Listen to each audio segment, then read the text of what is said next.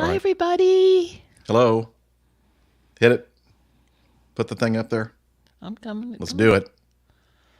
You're listening to the Airline Pilot Guy Show. We can do it. We can go on time.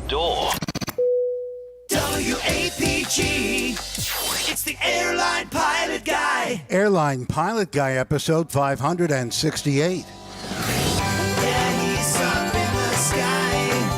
It's the Airline Pilot Guy.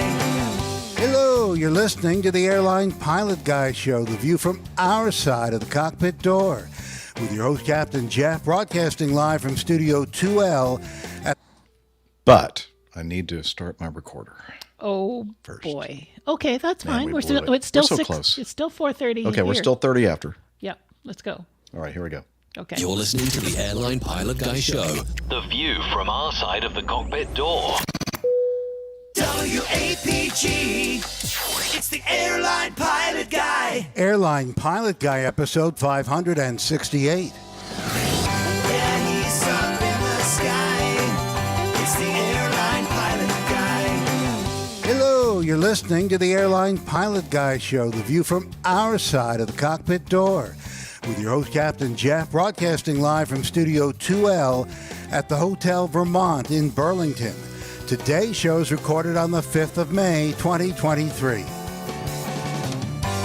he's up in the sky. It's the Airline Pilot Guy. It's your ride and it's flying by with the Airline Pilot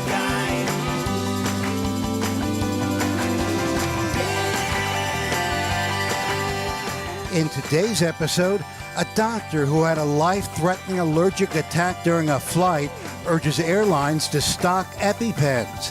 The Army grounds its air fleet after 2 fatal helicopter crashes. More news and your feedback. So get all settled in. Tray tables and seat backs in the upright and locked positions. Electronic devices powered on. I'm Radio Roger, and Flight 568 is ready for pushback. All right, thank you, Radio Roger Stern. He is an award-winning TV and radio reporter, currently at the #1 all-news station in the nation. 1010 wins on 92.3 FM in New York City. Welcome to the Airline Pilot Guy Show. It's an aviation podcast. Well, you knew that.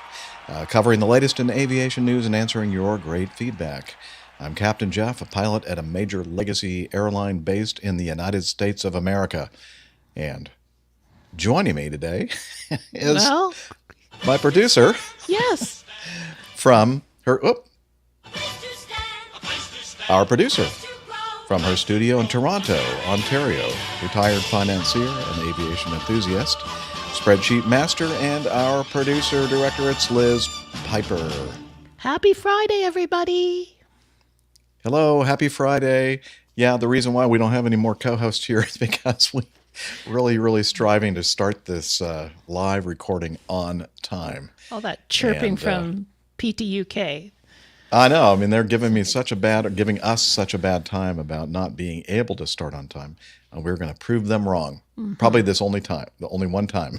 But anyway, it looks like we're ready to perhaps have our co-host, Captain Nick, joining us from... Hopefully he's turning his recorder on. Turn your recorder on. Joining us from his studio... in Hartford, Hereford, and Hampshire. A professional photographer, former RAF fighter pilot, retired Airbus A330, A340 captain for Virgin Atlantic Airways. It's Captain Nick. Yeah, hi. Is this a rehearsal? Nope, this is the real thing. This is the show. I've just come back the real having deal. gathered a beer, dear listeners, so I'm a bit behind the drag curve. I do apologise. Is your recorder on, Nick, may I ask? It's on, sir. Thank you very much. Okay. Hi, Steffi. And also joining Hi, us Steph. from her lakeside studio in South Dr. Skydiver, marathon runner, strength training junkie, IPA. It's been so long. I've only had like half a beer.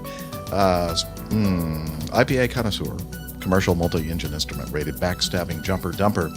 It's Dr. Steph. It's going to be one of those shows, isn't it? It's going to be. Yeah. So glad to be here, and I'll explain in a minute. I was planning to be here the whole time, and I've screwed up my schedule yet again. So What? glad I could join for a little bit. That's crazy. That never happens. No, Have a never. good Not show, to me. you guys. We'll see you in a bit. Oh, thanks, Liz. All right, let's do some news.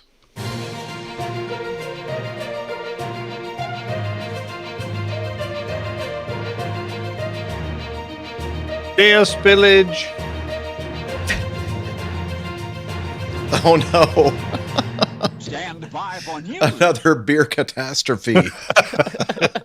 That never happens all right. on this show. No, that never happens. I've got Mrs. Anderson here mopping up. I see Mrs. Julie. Anderson's hand and arm. See, Sorry this about is that, why we folks. never start on time. This is this is the problem with starting on time.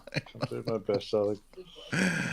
Oh, but this Well, I guess I is, should open my beer and at least Oh, go we ahead can and all open be the darn beer. part of the party here. Come on. Yeah. Cheers. I don't know.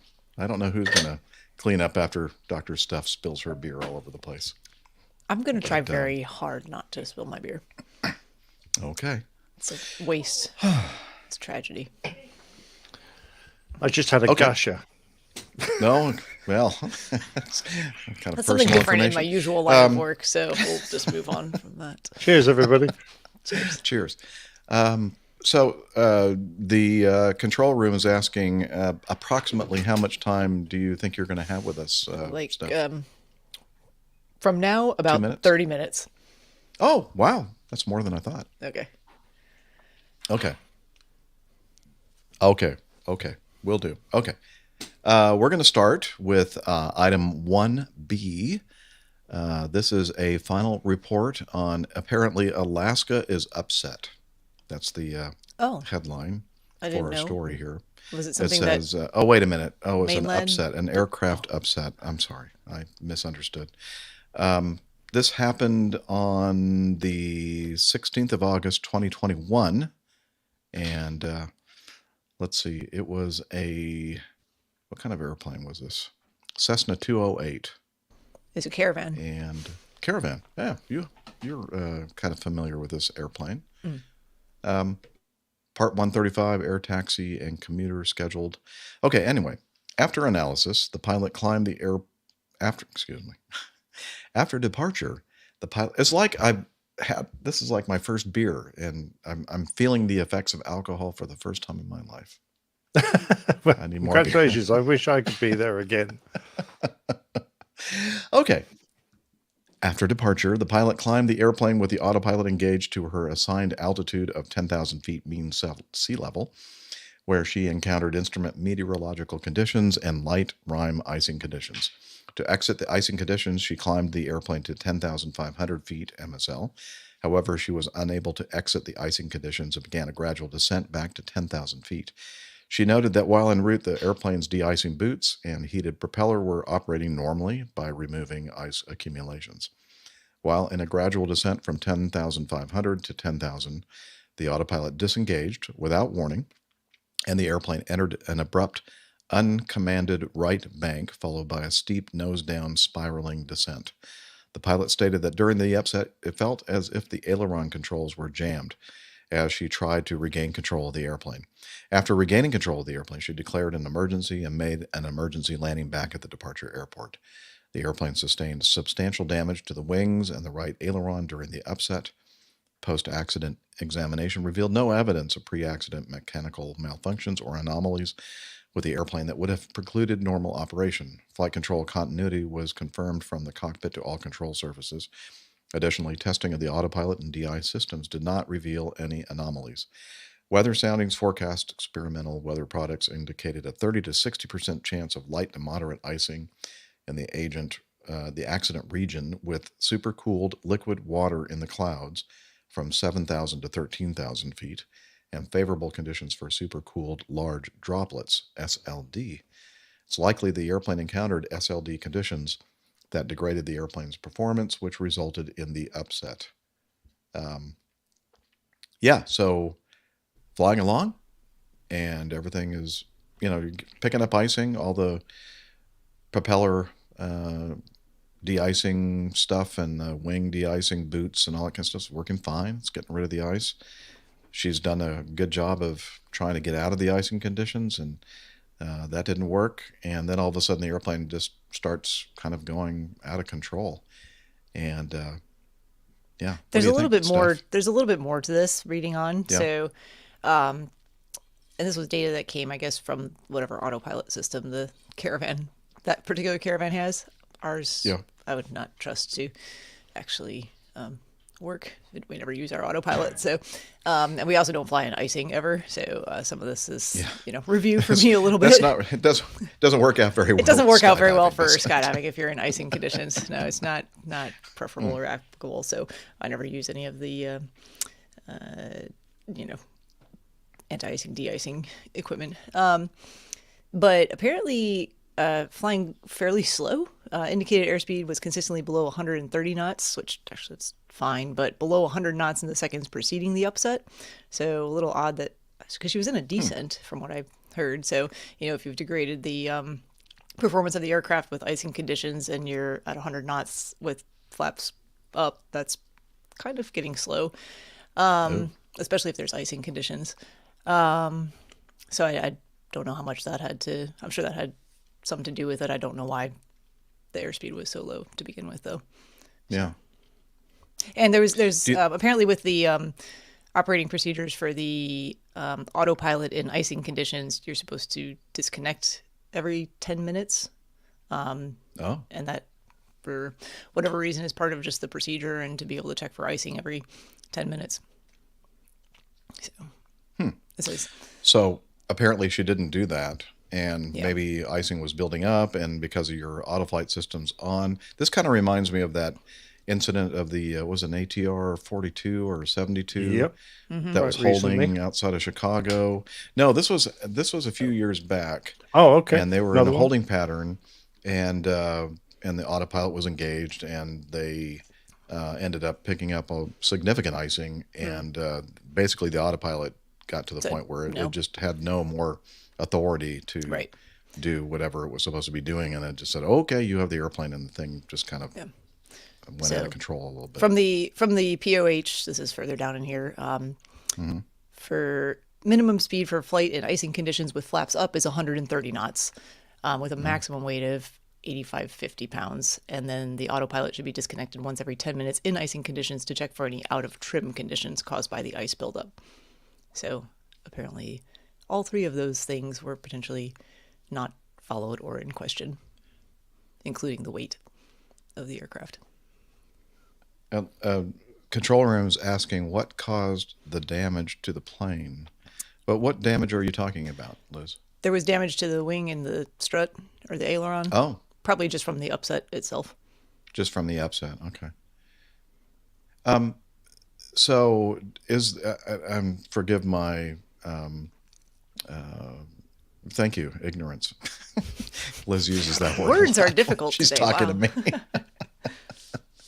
But does the and I've had a good night's sleep. I've only had half a beer. I don't know what's wrong with It's me. heady topper, Maybe though. I'm It's fairly strong. Oh, have you heard of this beer? Yes, it's quite famous in Vermont. It's really good. That's where I am. Used to by be the way. difficult to I'm get in Vermont. outside of Vermont, so that makes sense that you would have been. It's able to really, find it. really good. It is I quite have to good. say. Yes. It's a double IPA. I know. Might be the problem. It's only 8% by volume. That's Anyway. cool. Yeah. Forgiving my ignorance, does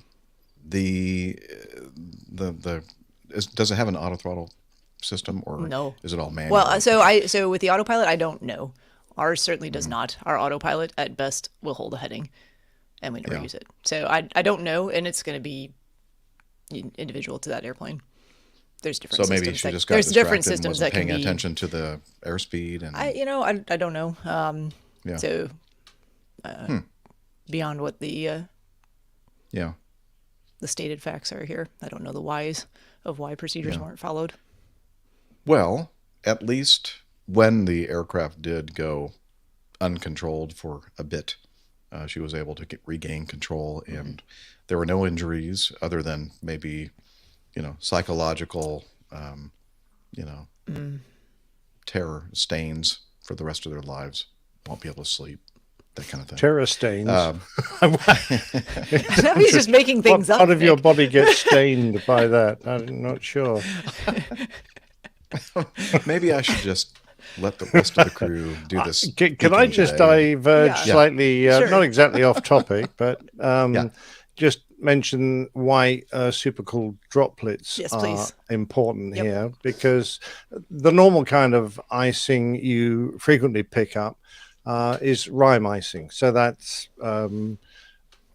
ice that collects, and it's usually mixed up with sort of air bubbles, and it's white, easy to spot. It's quite brittle, so it comes away easily when you inflate your de-icing boots and basically force it off the leading edge of the wings and the props. It goes nice and easily. The kind of conditions that this poor pilot found herself in included supercooled droplets. Now, a water droplet in floating around in the air, can remain as a droplet well below the freezing point because there's been nothing that actually You need forces it to change state. Generate a crystal, basically. Yeah. So Like a that bit of change of contamination state can do it. from liquid to solid ice can occur when it just hits an airplane, because that's the perfect sort of thing to jar it into that condition, moving from one to the other. So the trouble with that kind of icing is it forms very quickly, because all these supercooled droplets splatter on the aircraft. The type of ice it forms is clear, and it's very thick. Well, not very thick. It's very tough. It's very hard to remove, and it's also quite difficult to spot because it's clear, as opposed to the more or less opaque white rime ice you get. So, any icing is bad. It changes the shape of the wing and causes the wing to stall at a much higher airspeed than you're used to, hence the recommended minimum speed. So as soon as you think you're in icing conditions, there should be a couple of things foremost in your mind. First of all, get out of those icing conditions, and do so moderately rapidly. Try and get out of it before you end up with an airplane that's caked with difficult to remove ice. But also increase your margin to keep you safely away from a stall. So up your speed to the recommended speed with ice on your aircraft, and obviously activate the de-icing or anti-icing equipment that you have fitted. She did some of these things, but sadly probably the most important when it comes to keeping control of the aircraft is to keep a decent margin between yourself and your new stalling speed, because of the ice present on your wing. The other problem with clear ice is that it trails back from the impact point, which is close to the leading edge, could be slightly on the top of the wing or wherever. It trails back because it takes some time to solidify into ice, and so the sheet of ice can stretch back over the flight controls, which can be very dangerous, because obviously you get ice in flight controls, you can no longer easily control the airplane. Yeah, Yeah, thank that's you a good for mentioning all of explanation. that, because I wasn't even really thinking about that with the supercooled droplets, but that's all very true and very relevant. So, they did In her mention- defense, the investigators, I think, did criticize they did the lack of a forecast for supercooled the droplets. forecasters for not including that quite important bit of information. Because it was August, so we're still talking about Alaska, which is relatively far north, Fairbanks. So potential for it to be Everything covered in cooler ice up than it there is anyway, than it is in South Carolina in August. Just a But little also bit at different. 10,500 feet too. So but yeah. So I mean, all good learning points here too for certainly someone like me. Things to keep in mind that you may not consider at least that I don't consider on a regular basis in the type of flying I do. Yeah, any sort of fair weather pilot who suddenly finds themselves in icing conditions, it can be quite dramatic. I mean, I very rarely encountered it in the military. My first real encounters were, sort of holding patterns over Heathrow waiting to land, and all of a sudden you look out and we got a little probe on the between the windshields there that is one of the places that you can look at to see if ice is forming on your airframe. And suddenly you get severe ice detected, comes up with a warning. You look at this probe and there's, half an inch glob of of ice, ice. growing rapidly. And you're going, oh, really? Don't like it. Don't Not like good. I don't like this at all. No, Nope. exactly. Yeah. We're going to ignore Neil Landworm in our live audience, his comment. The whole wing be heated. I think you need Not a couple in of the- extra engines just to Yeah, power not the in the turbo, generators not to in a do single that. engine turboprop. That wouldn't. That's not the comment that I'm talking about. Oh well, we were answering okay. his very appropriate question about whether Well, the no, whole the wing one could that's be up on the heated. screen. Like I that know, big and I'm screen right ignoring. there. We were supposed to ignore that one, so I was ignoring it. But he also asked if you could heat But the I'm- whole Yes. wing instead of just having boots I'd just like to mention again that I've only had half of this beer, so at I'm not 8%, drunk. and it's a larger. Yeah, than normal can. we're dying to find out what happens when you have the other half. Okay, let's move on. Yes. Let's go to 1D, and this is from Paddle Your Own Canoe. A physician who suffered a dramatic and terrifying life-threatening allergic reaction aboard a recent Southwest Airlines flight is urging the airline to stock EpiPen auto-injectors on board all of its flights after discovering that the carrier only carries vials of epinephrine in its emergency medical kits. Did I say that right? Epinephrine. Yes. Correct. Lindsay Yulin, wherever that is. I'll have to do that later. Lindsay Yulin, a resident physician in the Department of Internal Medicine at Brigham and Women's Hospital in Boston, was flying with Southwest from Phoenix to Austin when she suffered a severe allergic reaction without warning. Many people who know they suffer from severe allergy carry their own EpiPens or generic equivalent, but Yulin has never suffered a severe anaphylactic shock before Anaphylactic. hives. Should be. I would say anaphylactic, but So I'm just reading anaphylaxis. what it says here, There's, but I they think combined I've always heard it- anaphylaxis and anaphylactic.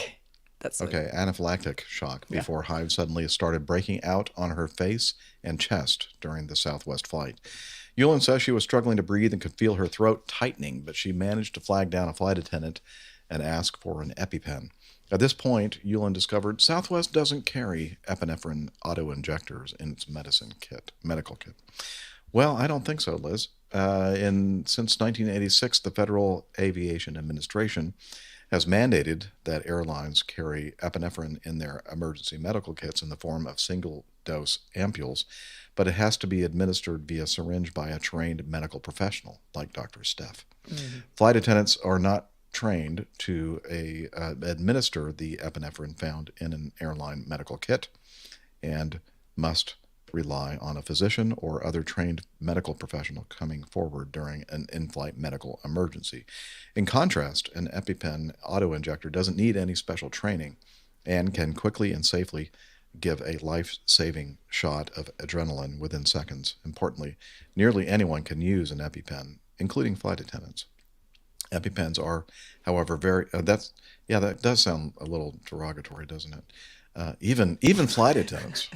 EpiPens are, however, very expensive. In fact, after pharmaceutical giant Mylan bought the rights to the EpiPen brand, the cost of a two-pack surged by more than 500% to over $600 in 2018. Was this the guy that bought the company? Yes. And what a jerk. And there was all the issues with insulin too. I think becoming quite Yeah. expensive. Yeah. That's horrible. That should be illegal. Mm-hmm. Yeah. In Yulin's case, luckily, another medical doctor was on board the flight and offered to help. In a tweet addressed to Southwest, Yulin wrote, "I am only alive today because another physician on the plane figured out how to safely give me the form of epinephrine in your kit, something neither a flight crew or the general public will likely know how to do. Depending on either a healthcare provider being on the flight or someone on the plane having an EpiPen with them is not a safe or effective emergency preparedness strategy. Southwest Airlines, you have the opportunity to make this right, and your passengers' lives depend on it." The other doctor on board Yulin's flight managed to administer enough epinephrine to stabilize her before the plane landed in Austin and she was taken to the hospital. Worryingly, airlines sometimes don't even have to carry ampules of epinephrine because the FAA can issue exemptions when third-party kit providers struggle to get a hold of stock. You'd be surprised at how often we have medication shortages or back orders of supplies of things.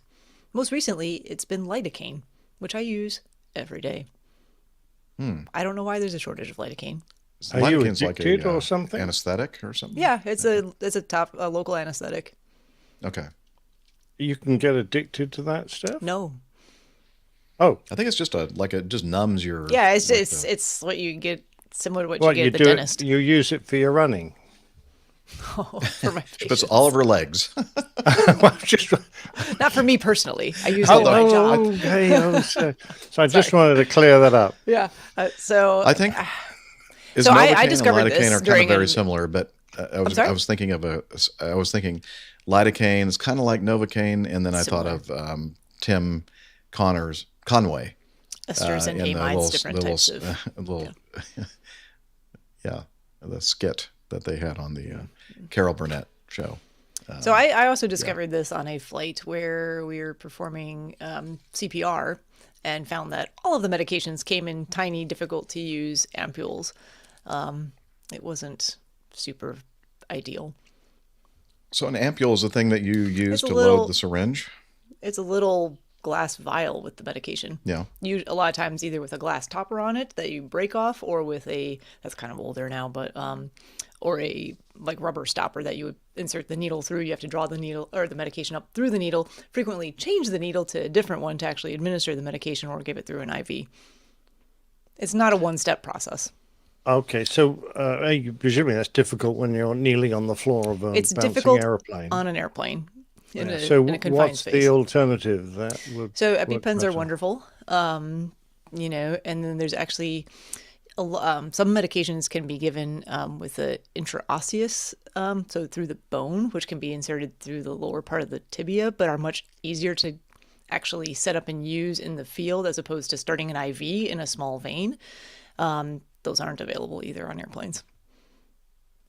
Thank goodness. It's an interesting point because how far do you go with regards to the medical equipment you put on board an airplane? Is an airplane a special case where other places on the surface of the earth don't need to have any of this equipment, but an airplane does? When you're flying around, particularly if you're in mainland United States, there's usually a diversion, I don't know, every quarter of an hour that you could, in theory, land at. So this is one of those things that's, in my mind, and you're right, it's not everywhere. You're not going to find EpiPens like at every, if you go into Walmart or something and happen to touch the surface of something that suddenly you're very allergic to and have an anaphylactic shock. I doubt they stock EpiPens. Maybe they have some at the pharmacy by chance, but you're absolutely right. Like what should be on an airplane is just because you're without as immediate access to care. In this country, if an emergency situation is recognized very quickly and 911 is called, you will typically have an advanced provider on the scene, so an EMT or someone with additional training, perhaps even with some of these medications, if the ambulance happens to get there first, within minutes, which is quite a bit faster than making an emergency landing or diversion in most cases. So I think that's part of the gist of it. Are there certain things that are easy enough to use that are worthwhile having that are not difficult to carry on board an aircraft? AED, automated external defibrillator, an EpiPen. Those two things are 100% life-saving, don't take up much space, don't require a lot of training to use. Understood. But if you're driving in a taxi across, the wilds of America, and there are some fairly remote places where you can go for a long time between any form of township, I guess. Just the taxi driver have to have all this equipment. If you're out for a hike by yourself in, the back country and something terrible happens to you, that's terrible luck. But in a case where you have, 100 other people on board the aircraft with you.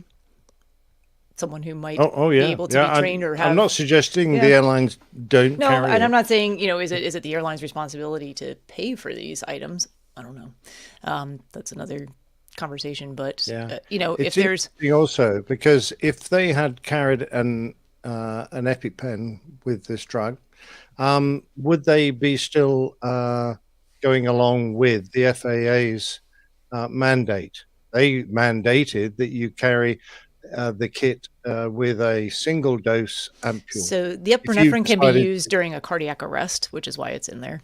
All right. Okay. All right. We understood.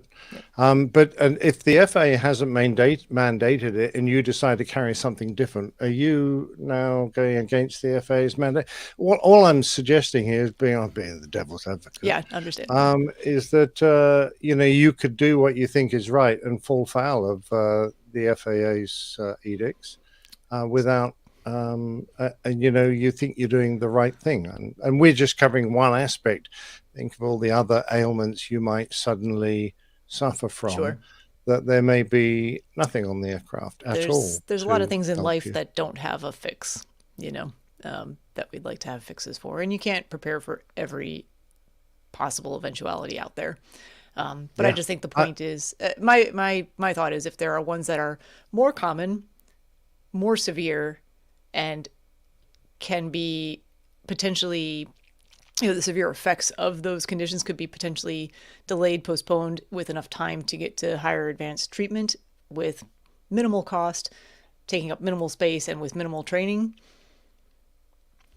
Yeah. Yeah, no, I'm with you. I mean, $600 is an unfair price for this. It It ought is, to be. but $600 is cheap compared to somebody's, It is, but Like- it should be 5 times less than that, and It should then be it would be $5. much more affordable for the airline. And also, they presumably have a shelf life. These, so it's quite Sure. likely Everything that you'd have has an expiration date. Yeah. that you'd have them for a while, and then you'd have to throw them away and get buying a whole bunch of new ones. So Yeah. yeah, and you could. So, I agree with all your points. By the way, I think it's a Yeah, I think it's I largely also a- think they ought to have them on board. But I mean, I remember British Airways got a big round of applause when a doctor on board had to. I think he was creating a hole in someone's chest wall so that their lung would reinflate. Yep, they had pneumothorax. Trying to think of the name of he made a sort of a ad hoc kit with a coat hanger and a rubber glove or something. Our airline actually carried the full-blown kit really? in their emergency packs. Yeah. You've still got to have Somebody who can with do the it. knowledge Yeah. of how to You're insert not going to it have a through the bystander chest just wall. decide to, puncture in between someone's ribs in the hopes that the person will be able to breathe again. Yeah. Exactly, but at least we had, if we found someone who would be willing to do that, at least we had the proper kit in our med kit, because you get no praise for that. No. Damned if you do and damned if you don't. Exactly. Yeah. Yeah. All right. Well, thank you, Steph, our doctor on staff here, for helping us with that one. Let's go ahead before you actually leave us today. Yeah, Steph. I've got a few more minutes still. So. Good, because you're going to tell us what you have been up to since you When were was with the us last on the time I show. was It's been a here? while. I don't know. It's been a while. It was like last year, I think. Yeah, I think so. Well, we can No. segue into it with this was not airline related, but I did get a chance to do bystander CPR on a trip I went to Boston just to spectate the marathon. And I left the hotel in the morning and I decided I wanted some McDonald's because I'm about the healthiest person you've ever met when it comes to nutrition. But an Egg McMuffin sounded really good. So I stopped in there and I That's was not waiting healthy? for my... Wait, what? No, it's fine. Every once in a while, it's fine. Yeah. I stopped in there, and there was a gentleman very clearly in poor health and probably had been neglecting any, healthcare related things for quite some time. Not particularly old. Oh, it kind of but- looked like me. No. Probably not a lot of resources or access to things. Not sure where he's spending the nights, had been sitting in the McDonald's for quite a while, suddenly slumped backwards over their chair and turned quite blue, very dramatic. And there were not, it was not an empty restaurant, but a lot of people just went on their way and looked around. Another one bites the dust. Hell.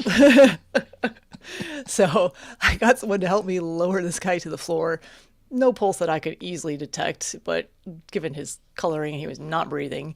Did CPR, and this was in contrast to a lot of times when I've done CPR, and especially for being in the community, the quickest I've had someone come back around ever, and very fully, and it's because it was very quick, and I think it probably was actually more asphyxiation. Whatever he was eating got lodged, and the chest compression served as a Heimlich of sorts, and dislodged that, and he started breathing again, so that was good. But EMS did arrive quite quickly, within a couple minutes, and I said, all right. They were familiar with this gentleman. It was not their first call to care for him, unfortunately, so hopefully the next time it happens, someone else will be around. I don't know. Anyway, but got to watch a bit of the Boston Marathon in person. That was quite fun. And then the following weekend, I went across the pond to London and had some family there with me. I did not get to see Nick, unfortunately. I'm sorry. It was kind of a short I know. Well, he's right here. I mean, look. I know. I see him all the time. But I was geographically close, and yeah, didn't make it work out. But no, my dad was there. My brother and his girlfriend were there, and we did some. Oh well, if you had the whole family along, I'm glad you didn't. Yeah, you don't want to see that. But they wanted to do. My dad had never been. He wanted to do some sightseeing things, and of course, So wanted to meet the Queen. He was a bit late for that. It was a bit late for that, yeah, and we missed the coronation, so our timing was just terrible on all counts. But he wanted to go up to Abbey Road. He's a big Beatles fan, and of course, do that stuff. So, excellent. Did that all day on Saturday. Oh, actually, we did a lot of it on Friday. Friday was a little bit of a wash because we got there Friday morning. And just lack of sleep and jet lag and all that good stuff didn't make it very long in the day. Saturday did a lot more just walking around. It was a beautiful day on Saturday, if I recall correctly. It was sunny. We kind of you just wanted to see everything, so we did a lot of walking. And then Saturday night, so the night before the marathon, I was feeling just off, like I ate relatively early, was tired, kind of chalked that up to well, maybe I slept really well the night before, though. And I actually slept really well on the airplane. The jet lag and time adjustment was not me. So I was like, well, I don't know, maybe just travel, whatever. So I went to bed early, 8:30, very early. And I was awake an hour and a half later, just hot, could not figure out how to regulate the temperature. I thought it was the temperature in the hotel room. I adjusted that. I adjusted the sheet and the, comforter on the bed and put on lighter pajamas, and hours went by just feeling hot and could not sleep because of it. So around midnight, I finally got up. I was like, you know what? I'll take a shower. Maybe that'll help cool off and I can get some better sleep for the next couple of hours. I still got time to get good sleep before this race. So getting in the shower, I noticed kind of up here, I had a little bit of a rash. And I was like, well, that's odd. Because I felt okay, aside from feeling hot and just a little bit off and fatigued, felt pretty okay otherwise. Shower worked, got to bed, was able to sleep the rest of the night. Very tired the next morning. I slept on the bus on the coach on the way to Greenwich Park, where you kind of congregate before the start of the race. It started to rain in the morning, and I had brought a little tarp with me, kind of a tiny one, and then a poncho, and I put the tarp on the ground in the grass. I curled up underneath it and fell asleep under my poncho for an hour and a half before the start of the race. While it's raining, I was not... Wow, somehow woke up right, huh? I think you'd make a good U.S. Marine. Yeah, well, maybe. I don't know. And then somehow managed to wake up before the race started and made it over to use the porta potty. Fortunately, the queue was not too long. Did that, walked over, got in my corral. Race started, and just kind of feeling like things were. It was more effort than it should have been for the pace that I was running, for what I was doing, and kind of struggled through about 6 miles of that. And I was like, something just is not right. So I stopped. I was like, maybe I just need to use the porta potty again or something. Who knows? Running does all kinds of things to your system. So I actually stopped like where there were porta potties, went into the porta potty, but didn't use it. I just had a lot of coughing all of a sudden, like, but wasn't bringing anything up, and then felt very like short of breath and was wheezing, and like when I stopped, I started to feel all of that, or at least make note of it and pay attention to it. I was like, well, that's not great. So like, I'll just walk for a while, and kind of realize, well, hey, maybe all this adds up that like I have some sort of virus. Not feeling 100%. That's what's been going on. It's like, I'm just going to do a walk, jog. I texted sent a message to my coach. I was like, you're probably not even awake yet, but just so you know, think I'm under the weather. Like, I'm going to have to just do what I can to kind of finish this. Texted my family. I was like, hey, I'm going to be a little later at the point where you're waiting than you were planning on. So don't be alarmed. I'm okay. Not in like medical tent or anything. I just need to back off and listen to what my body's telling me. So, kind of just muddled through that and finished about an hour slower than I wanted to, but it was bizarre. And the other symptom I had, which was really weird, eating, and I noticed it a little bit the night before, but didn't really pay attention to it. And then that day and the following morning, it would make the roof of my mouth hurt, like, which was really odd, only while eating.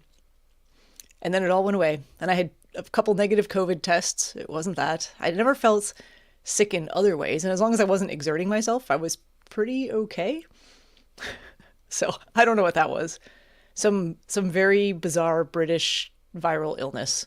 So don't blame it on us. You brought it with you.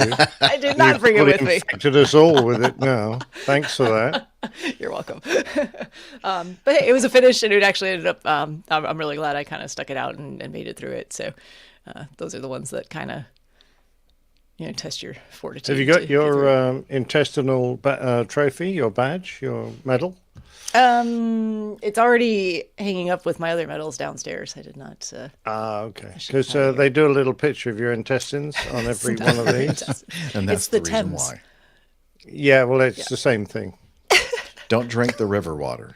Yeah. There was my mistake. That's what it was. Shoot, I knew. I was really thirsty when we were walking around on Saturday. It got warm. No, I did not drink the water out of it. So it's just it's still a mystery? Still a mystery. No idea what it was. I feel fine now. So. Yeah, you should have a word with the doctor. Oh, wait Probably.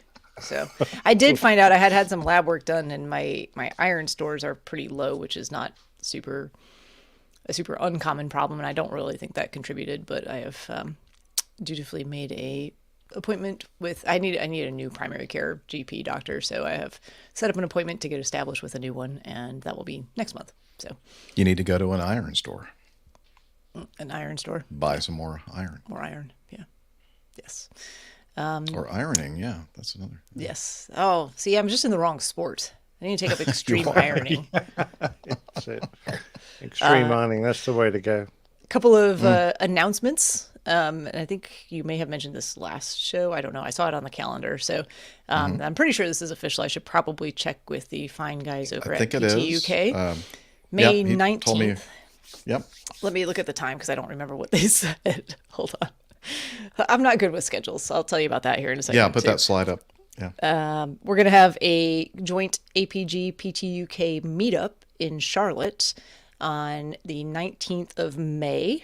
And I'm going to get the exact time here. Maybe we don't. 6 p.m. at Noda Brewing Company at their North End location. We'll have all that information in a post. If you're listening now, that's 150 West 32nd Street here in Charlotte. And there's the picture of it right there. Yeah. If you're in Charlotte or familiar, you probably know where the North End location of Noda is. They're a large local brewery and have a lot of events there. I see it's got a very interesting arrow saying parking and tap room. So hopefully they're not in the same spot, but it points across the building, and then when you get round the corner, there's another one that points down the building. And presumably, you got to keep going. There's another one on the next. On the other corner. Yeah, on the other side is. You just drive around in circles, you know. Yeah, exactly. There's one on every corner, so you just end up walking around this building. Yeah. So that's gonna be a lot of fun. So Carlos, is there a spot for somebody like me to show up for that? Of course, all are welcome. Okay. So Carlos is going to be here, which is really the occasion for us to put all this together. So Carlos and Armando from PTUK, Plain Talking UK, and myself, and whoever else is in the area and can join us. So hopefully you can be there. That's 2 weeks from today. Cool. Very soon. Excellent. Yeah. Well done. And speaking of schedules that I have not done a very good job of managing mine as of late, I forgot until about an hour and a half ago that I purchased tickets to a symphony event tonight that I invited my father to. So I'm going to leave shortly so that we can make it to that on time at 7:30. Ah, what are they playing? They're doing a Princess Bride event, so they're playing kind of the score and soundtrack to it while the movie plays in the background. So That's very popular, a very popular thing these yeah, days. yeah. I have not been to one, but I love the Princess Bride, so that was what prompted me to buy tickets to this one. Cool. Well, we're so happy that you were able to join us for a little bit. Yeah, and I'm sorry Before I you had messed to up my man. on. I tell you, this week's been a doozy. So I'm glad I was able to join you guys for a little while. And highlight so of are my we, week. definitely. I probably have. I'm actually thinking I need to. Yeah, get out of here. I probably Go. need to get myself together and ready. Yeah, and we find don't my- Yeah, do actually want something. your Looking end at you right anymore. now, We've you need had to enough fix already. yourself up. Yeah, I need to. I didn't do anything special for the show, obviously, but the symphony. Now I gotta get myself together. Yeah, come on. Come on. You're better than that stuff. And I, real quick, probably flying all weekend. Flew a little bit last weekend. The weather was iffy, but looks like it's gonna be a gorgeous weekend for some flying. So Oh, good be one. doing that. Enjoy your flying. Try and avoid the icing. There's not if there's icing here. The forecast was way off.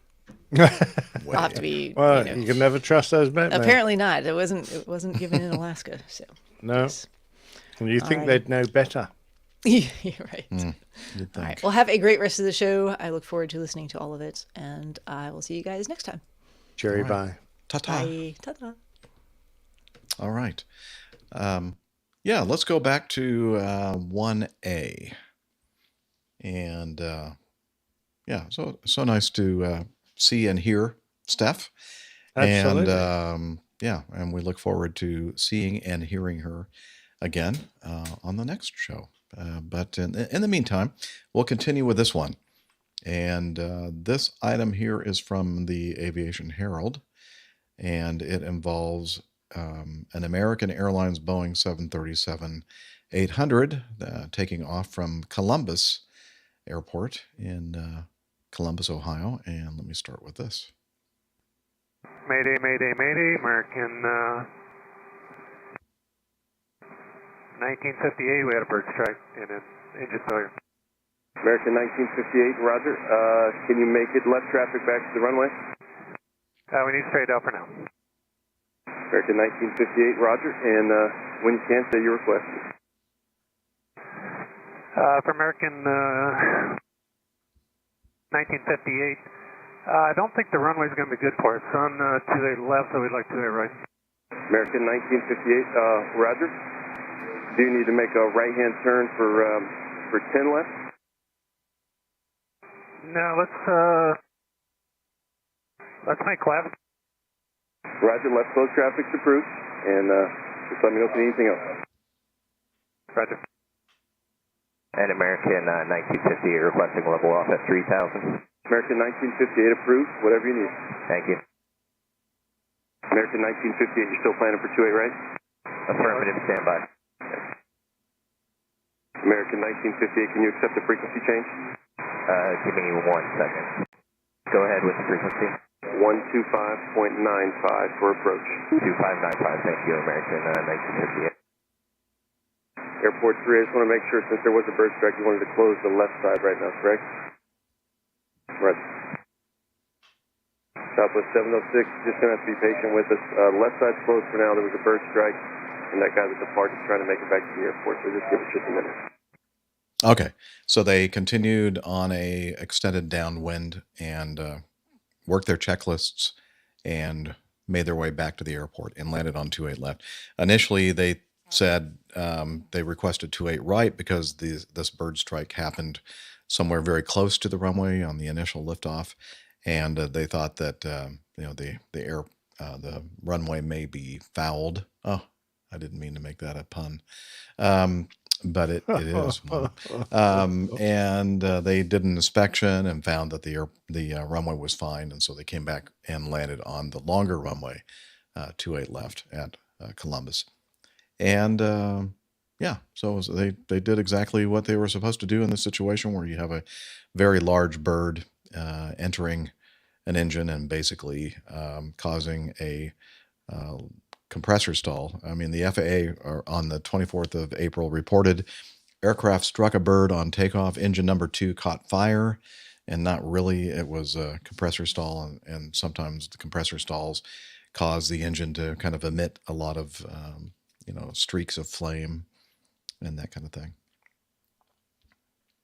Yes. Okay.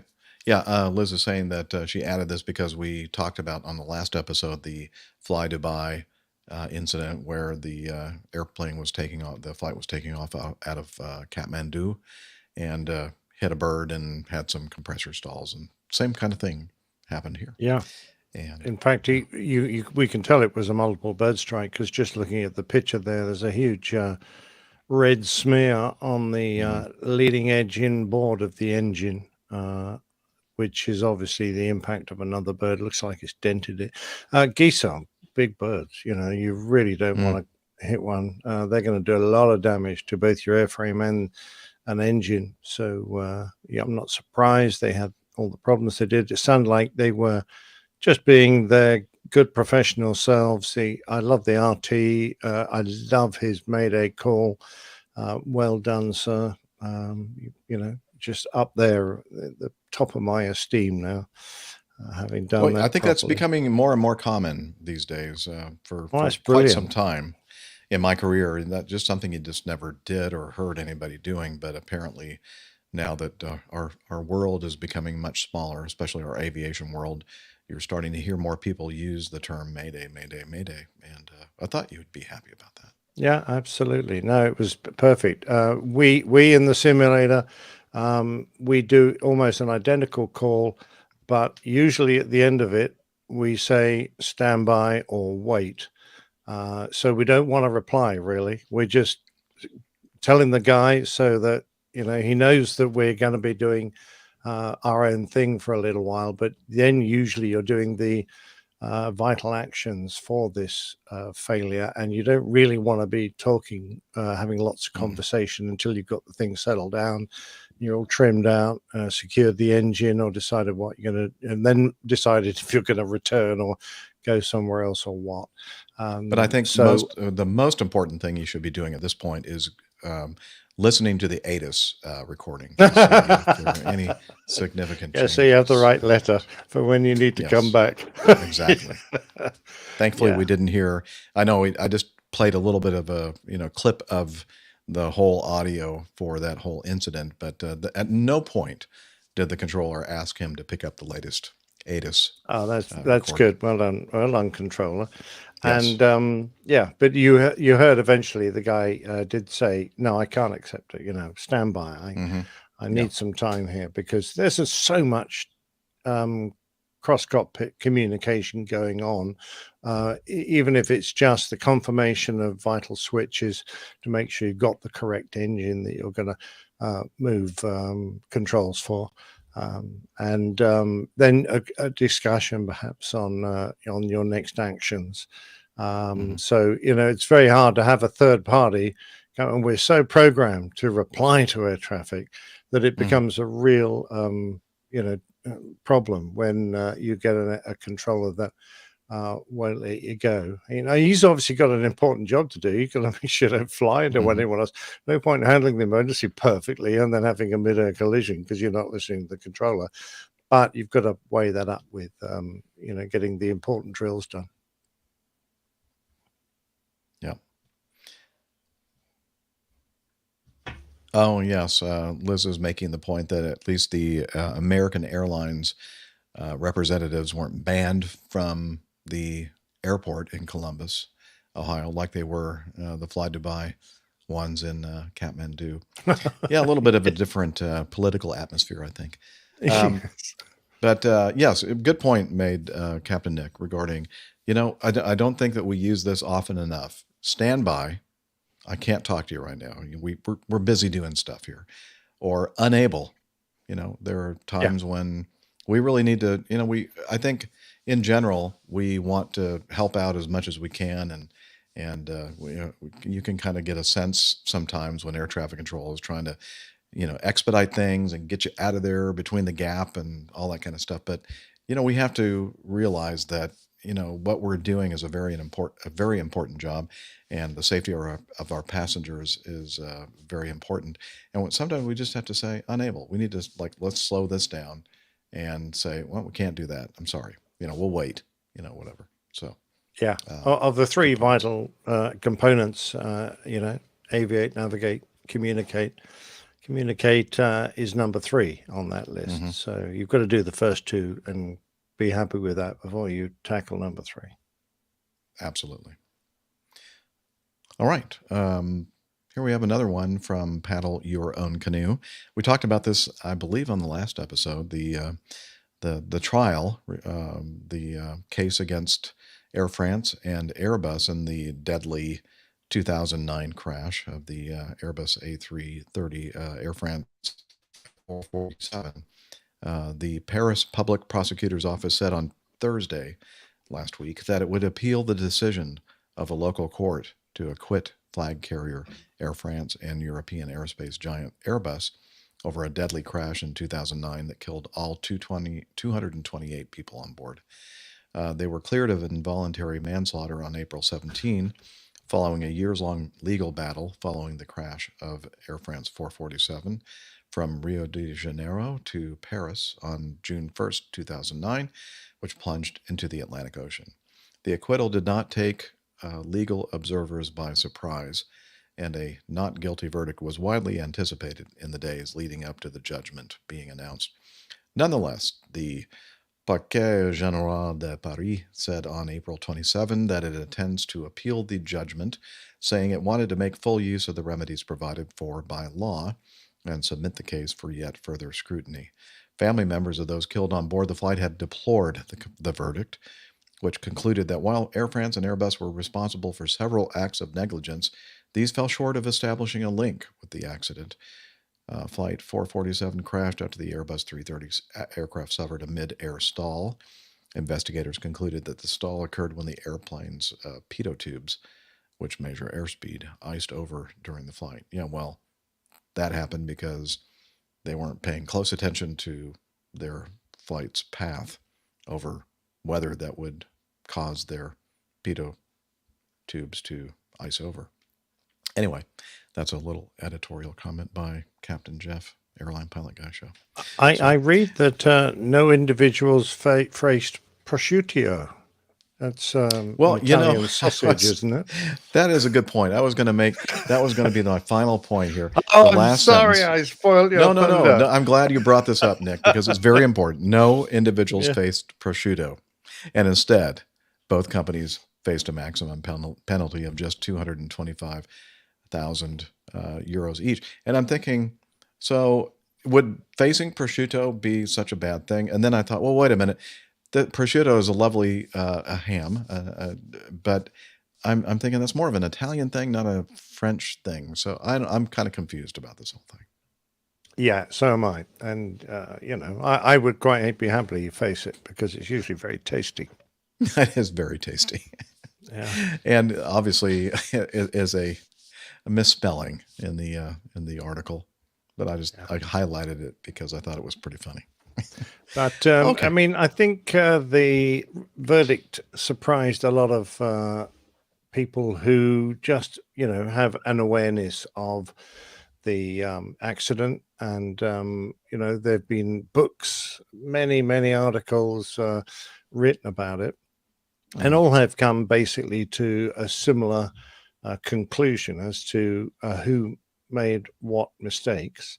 And I think a lot of people just found it a very odd verdict. But according to, of course, the legal observers, they know what standard of proof you have to achieve in a French court. And, it's a bit sad if you feel the other way, but, they obviously didn't achieve it in this case. And it was probably understood by most people, legal observers, that they hadn't, reached that mark.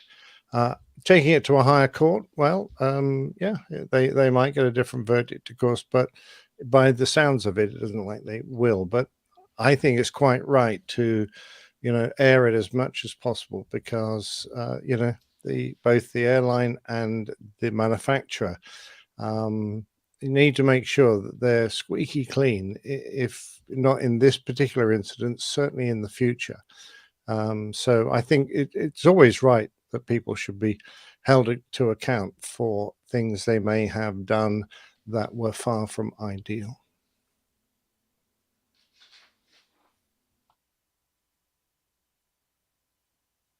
I think Jess on the telephone. Oh, sorry. He'll be Control back room. soon. Sorry. I was talking about like redoing our lineup here, but then I realized, or Liz mentioned that that was something that was mentioned by Radio Roger in the intro. So we're going to go ahead and cover this next one.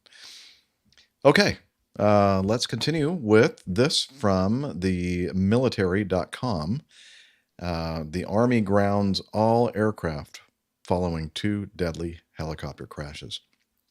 The Army's top officer, General James McConville, ordered a safety stand-down directing all aviation units to go over the maintenance of their aircraft, not aircrafts, military.com, pilot training, and safety precautions. The grounding, what is wrong with people these days? I just don't understand these journalists. The grounding includes aircraft overseas in Europe and combat zones, such as Iraq and Syria, but an officer at the rank of 2-star general or above can disregard the stand-down in emergencies, such as medical evacuations, one Army official told military.com. The safety of our aviators is our top priority, and this stand-down is an important step to make certain we are doing everything possible to prevent accidents and protect our personnel. McConville, who has a background as an aviator, said in the statement, during the stand-down, we will focus on safety and training protocols to ensure our pilots and crews have the knowledge, training, and awareness to safely complete their assigned mission. The order comes after 2 AH-64 Apache helicopters crashed into each other near Fort Wainwright, Alaska. 3 11th Airborne Division soldiers died and another was hospitalized. In March, 9 soldiers with the 101st Airborne were killed in a crash involving 2 Black Hawk helicopters in southwestern Kentucky, marking one of the deadliest training accidents in the Army's history. The specifics behind both those crashes are still being investigated. In addition to those crashes, 2 Tennessee National Guard soldiers died in a Black Hawk crash in Alabama in February. And that same month, 2 soldiers were injured when an Apache helicopter crashed in Alaska. Friday's order requires active duty units to complete the safety stand-down by May 5th. Let's see, what day is today? Today, okay. A process that entails briefings by senior officers on safety issues. Army National Guard units have until May 31st, a possibly tricky task for units heavily manned with part-time soldiers. Aviation units are allowed to resume flights after the stand-down. So, there we go. Not good. Things are, and this is not an unusual thing. I don't know if it happens the same way over there across the pond, but while I was in the U.S. Air Force, there were at least once, maybe twice, times when things started going, you're starting to have a lot of accidents, incidents, that kind of thing, and it's like a time to say, okay, let's hit the pause button, time out. Let's think about what's happening here. Let's go back to the basics and consider our training and, try to figure out what's going on here. What's wrong? Why is this happening? And something that you can't really do in the world of airline flying because, you're not going to want to show up to the airport and find that your flight's canceled and won't operate again until, 2 or 3 days later because they want to have a stand down, so it's a little bit different world, but in the military they can do it. And it's not the first time. And I was very interested the first time you talked about this, and you've mentioned it a couple of times since, Jeff, but this is the first time I've ever actually read about one happening. So I find it quite intriguing. I really do. Mm-hmm. So that didn't happen at all at least when you were. I've never heard of it, an equivalent in anyone else's Air Force. I'm not guarantee that it's a true Yeah. statement, but in the Right. RAF, I never experienced one. So I guess it still is an option. You could do that, but I think if it was going to be done, it would be done more at unit level rather than throughout the entire Air Force. But and I had been through periods where we had a number of severe incidents and deaths in the Phantom world on our base. In fact, mainly involving, but not entirely, one particular squadron. And they went through a whole raft of funerals in a very short period. And we had a couple of incidents. Luckily, we didn't lose anybody. But no one actually went, okay, let's stop flying for a few days and let's talk about all this and make sure we're all on the same page. No, it never happened. I think it might have been valuable. You wonder if it would have arrested that trend. And I think that one of the things it does is it just kind of, it's almost like a shock, like a, whoa, okay, wow, this is so important. They're basically shutting everything down for a day or two or a week or whatever. And it just kind of, I think that if these things had happened in the background, people may or may not have heard about it. But when everything completely shuts down, it gets everybody's attention. And perhaps that's the value of it. Yeah, and apart from that, you all get to hear the party line, so that the entire, Air Force gets to talk about and listen to the words of wisdom that might, save the next incident from happening. Yep. All right. Let's move on to the next item. I have to load a video. I believe this is the one that has the video, right, Liz? Okay. Okay. Where, of course, it's not ever that easy, is it? No.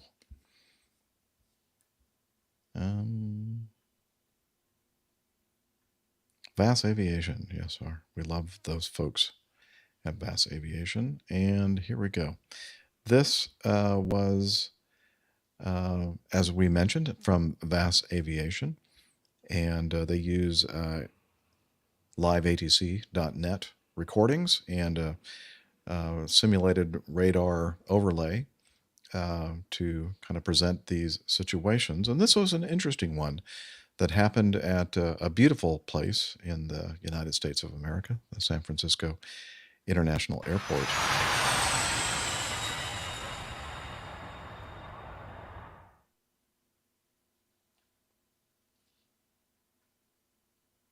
San Francisco Tower, November 595 Bravo, good afternoon. We are approaching Charlie for runway 28 right. We are ready for departure. Gulfstream 595 Bravo, it's going to be 28 left for departure now for the traffic. At the approach, cross 28 right, runway 28 left, line up and wait. Runway 28 left for line up and wait, November 595 Bravo. Okay, so they cross 28 right, they line up Delta 1384, plan 28 right for departure. Caution JetBlast for departing Gulfstream, cross 28 left, runway 28 right, line up and wait. All right, we're gonna need 2 minutes for taking off on the right. Okay, traffic 10 out. So cross 28 left, 28 right, line up and wait, advise ready. Okay, cross 28 left, 28 right, we'll advise and ready for Delta 1384. Okay, so they're about to cross 28 left. Tower for Delta 1384, just confirming wants to cross 28 left and 28 right, hold on Charlie. Nope, I want you to line up and wait on 28 right and advise ready. Traffic's on a 9-mile final. You said you need 2 minutes. It'll be 5 minutes before they land. If you're not comfortable with it, hold short of 28 right and advise ready. Nope, we're good with 5 minutes and we'll line up and wait on 28 right for Delta 1384. Are you, though? Are you? So VAS Aviation put a 905 Bravo, contact timestamp on it. Timestamp. 555 Bravo. So the that was Delta flight. 4668, switch right. Okay, 4668, runway 28 right, clear to land, traffic in position 737. Switch right, clear to land, that was 4668. The 737 is going on to position 28 right. 2 minutes have elapsed. They said they needed 2 minutes. Delta 1384, any loss on the numbers? I need one more minute for Delta 1384. Okay, so longer than 2 minutes. Exit at Charlie 2, get behind the heavy, hold short 2 right. Okay, well, exit at Charlie 2, get behind the heavy for 2 right, Delta 84. Okay, so he moves up the runway. He's waiting for the heavy. Delta 1384, although I know you are not ready, there is traffic about a mile behind you. Get back away as fast as possible, Delta 1384. Please hurry. Next time runway changes, more than 30 seconds notice, please. Ooh, okay. So did you get the ATIS? Okay, the ATIS. Oops, darn! I didn't mean to take that out of the stream by pushing the space bar. Didn't know that would. I'm going to take silence as the fact that you probably did not read the ATIS. Okay, the ATIS. I'm going to make this point whether you like it or not. Yeah, departing aircraft get numbers and brief both runways 28 left and 28 right. Advise you have information, Victor. That's a very last statement in the ATIS. Okay, so they expect you to have the numbers for both runways and be ready. All right, so are they identical length, those runways? I can't remember. I think they are, but you still need to technically have numbers for each. Oh yeah, but one of us for one will work for the other. Yes. Yeah, I agree with you. Okay, hang on. Let's continue this. I'm going to take silence as the fact that you probably did not read the ATIS. We did read the ATIS, but we're set up with 28 left. We can't just plug in runway change very fast. But our information says that you do need to have those numbers and pre-brief for this exact reason. We have them, ma'am, but setting up takes at least 3 to 4 minutes. Okay, and you asked me for 2, and that's what I gave you, and you needed more. We got to be honest about our numbers here. Roger. Caravan 984 Foxtrot, 28 left, clear for takeoff. 28 left, clear for takeoff, 984 Foxtrot. Air Canada 567, 28 left, line up and wait. Spanked. 28 left, line up and wait. Air Canada 567. Yeah, it wasn't Air Canada this time. Yeah, they don't do very well at San Francisco, do they, Liz? And then it says, both continued to communicate normally. Okay, so she was a little snarky there, but, to be fair, okay, so they probably did have both 28 left, 28 right numbers. And I think the mistake was made by the Delta crew by saying they only needed 2 minutes to change all the stuff that they have to change in the FMS, in the box, we call it, to be legal for all this, and then brief the new numbers and the new power settings and everything. Now, as Nick mentioned, I think those runways are very similar in length and 900 feet difference. So, there could be a possible change a little bit in maybe, the V1, V rotate speeds, etc. But, it's not a huge difference. But technically speaking, we have to have the correct numbers for the runway that we're using. If something goes wrong and they say, wait a minute, didn't you put in the new numbers for no, because they were pretty close to the same thing. No, that's not going to fly when you're at the hearing trying to explain why you messed something up. So, you got to have that in there. But I think the mistake was made that they just threw this arbitrary 2 minutes to accomplish everything they were going to have to accomplish before takeoff, and they underestimated how long it was going to take. And then, of course, the controller, she's trying to manage all this traffic coming in, and they have these gaps, and so I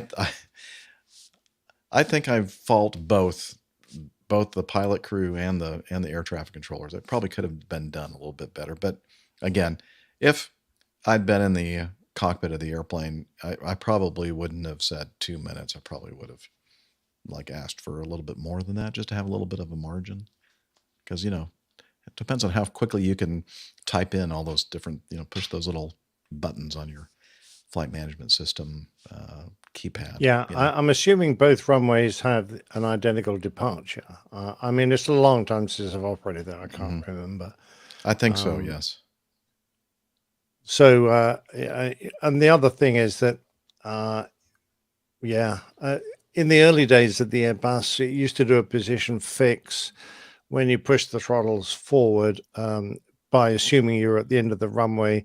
And if you hadn't changed the runway, you'd instantly feed in an error that consisted of the distance between you, where you are and where the kit thought you were. So you've actually got to change your departure runway, which means re-entering all that departure information, selecting the standard instrument departure, etc. So yeah, altering the numbers and putting the view speeds in to the box as well for the auto call outs, and so you've got it displayed on your instrumentation.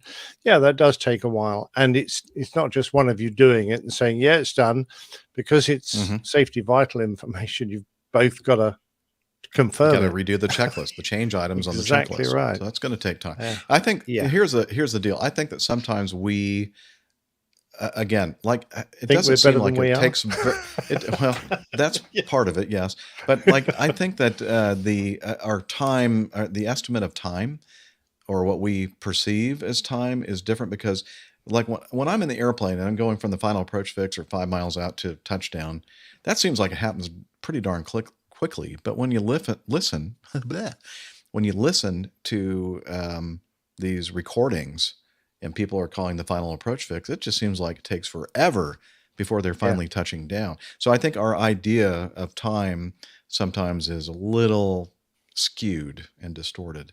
And so 2 minutes seems like a long time, but 2 minutes is not a long time. And so, they probably it would have been helpful, I think, if they had just said, hey, we'd like to go ahead and cross, and I'll read him in a second. And just go down the runway and then just, get re-sequenced for 28 right. I haul boxes in our live audience says, if that ATIS came out anywhere later than pushback, no one would have gotten it. This convention is very unprofessional. I'm assuming, I haul boxes, that this ATIS was probably something that had been broadcast all day long, all the different letters and everything else. I don't think it was like a last minute change in the ATIS information. But nice try for giving them an out. But I mean, they did make the point, hey, it takes a little bit longer than 2 minutes, but they're the ones that put that constraint there. Yeah, that's all I'm saying. The thing at that point is to go, sorry, ma'am, how do we fix this? We're going to have to wait. We're going to take a little longer. She even gave him an out, saying, if you think that it's going to take longer than that, hold short of 28 left and let me know when you're ready. And they could have said, okay, let's do that. And now that gives us a little bit more time. We go through the checklist, everything, all the I's are dotted and the T's are crossed. And now we say, ma'am, we're ready to go for 28 right. That's probably the way that should have been handled. But again, I wasn't there, but yeah. Okay. All right. Why don't we do this just to keep this thing rolling here today? We're going to go ahead. There's one more news item in here, but we're going to go ahead and push that to the next show. And I'm going to hope that pushing this button right here. Uh-oh. I was wrong. I was hoping that that was it's not something you like to hear in the cockpit. No, I was hoping that I'd push this button and something would happen that I'm expecting, but it's not. I don't know why my sound. Oh, here we go. Well, I'll just do that. That works. A beer? Yes, a beer delivery. Is that possible here? Room service! Oh, wait. I think you have to call somebody. You're going to have to shout louder. Apparently. I don't want to shout too much more loudly, because then my neighbors might think that I'm suffering a stroke or something and call 911. I don't want that to happen. Or getting a stroke. Or, yeah. All right. Getting to know you. It's the time of the show. That's much later, Captain Nick. The time of the show where we kind of get all caught up with what we have been doing between shows. We've already heard from Dr. Stepp because she had to leave. But Captain Nick, the best ones, and I are going to tell you about, in our own minds anyway, what we have been doing since the last episode. And Captain Nick, I'm going to let you start. Oh, that's very kind. Yeah. Well, not a great deal has gone on. Played a little bowls. We had our first serious match of the year, and we did very well and trounced our opponents. So moving on through that knockout competition, I think I played okay. The the green we were playing on, it's a bit of a country club, and I don't mean that like a country club because you expect that to be very smart, but this is a club in the country. Oh, okay. And their green looked like some old bit of an old field that had just had the hay mown. But anyway, It wasn't in the best shape. No, it wasn't. It was a bit heavy. You know, we were chucking the bowls up there like we were throwing them out at the end, and they were hardly going more than halfway up. And then you couldn't see them because there's such tall grass. The grass, yeah. All the grass had this strange brown color, so it didn't look very healthy. Anyway, we came out of it, so that was good. And sadly, Mrs. Captain Nick has not been on top form. She's not been feeling very well last couple of days, so taken over some of the things we share, like, you know, long dog walks and doing the weekly shopping round. Jilly, she wrote me this huge list, which I fulfilled every single item bar one, and a few extras, like some half a dozen bottles of very nice McLaren Vale Shiraz, which I shouldn't probably have but they did. We're offering 25% off if I bought 6 bottles, so that was very nice. That wasn't on the list. No, it wasn't on the list, but it was on my list for when you come visit. Oh, good, because I love Shiraz. Yeah, there you go. Oh, you're blaming on me. I see. Okay. Yeah, I intend to fully. So yeah, and what else is big? So I'm a bit weary, leg weary, because, you know, shopping makes you tired. Did you know that? Anyway, so everything else is fine, really. And then shall I just mention the cover art while I'm here? Yeah, why not? Is that worth it? Is it? There it is. Now, that, apart from the lettering, that and the Acme embroidered jacket, I rather like that. I would have one of those. Looks like a sheepskin flying jacket a bit, doesn't it? With the Acme logo embroidered. Are you thinking that we should back. offer that in merchandise, perhaps? Well, I think you just need to buy me one. Oh, okay. I like that. Well, I like the look of that. That looks good. Okay. Anyway, I just said an engine falling from the sky, because this was, you know, remember that 747 that spat out most of its engine blades somewhere in Germany, wasn't it? Yeah, it was Netherlands, I think. Oh, okay. And they were, these huge fan blades were sticking in the top of cars. And anyway, I couldn't quite get Mid-Journey to AI to give me that, but this was the best they came up with. This rather cool lad strolling unconcerned towards this vast jet engine that has just plummeted from the sky as an impact No in fear. the ground. Yeah, in this huge explosion of smoke and debris. So I thought that was a very striking image. I like that. So well done, Mid-Journey. And that's actually how it really happened there in that. Yeah, absolutely. Well, you've seen the movie Lost, haven't you? Where they all standing around this crashed airliner engine, and someone gets sucked in, don't they? I can't remember. Anyway, yeah, that's always how it happens. Yeah, complete engines turning around and crashing out the sky. Anyway, that was. I haven't taken a close look at the show number. Is it somewhere in the engine hub? Oh yeah, very good. It is indeed. Not right in the center of the engine, but on the sort of the what do they call them? Christmas trees, where the engine blades are sort of locked into position on the fan hub there. In about the 1-2 o'clock position, you'll see it written there. It's not frantically clear because I used an odd font, so it kind of looked quite angular. But it is Liz there. is very proud. She said, "I got it." She found it good. Well done, Liz. That's excellent. Yeah. Excellent. Yeah. But I mean, I always assume that using Midjourney would be a great time saver. It's not actually. It's not? Okay, well, No, you don't have to it continue to use it. no, I do. I like using it, but Yeah. it takes about the same length of time as it was me to dream one of these up and build it myself. And I think the results in some cases are better, but it takes a lot of time for it to generate, and it takes multiple inputs to get something close to what you want. So I still thought it was good. It was good fun. Mm-hmm.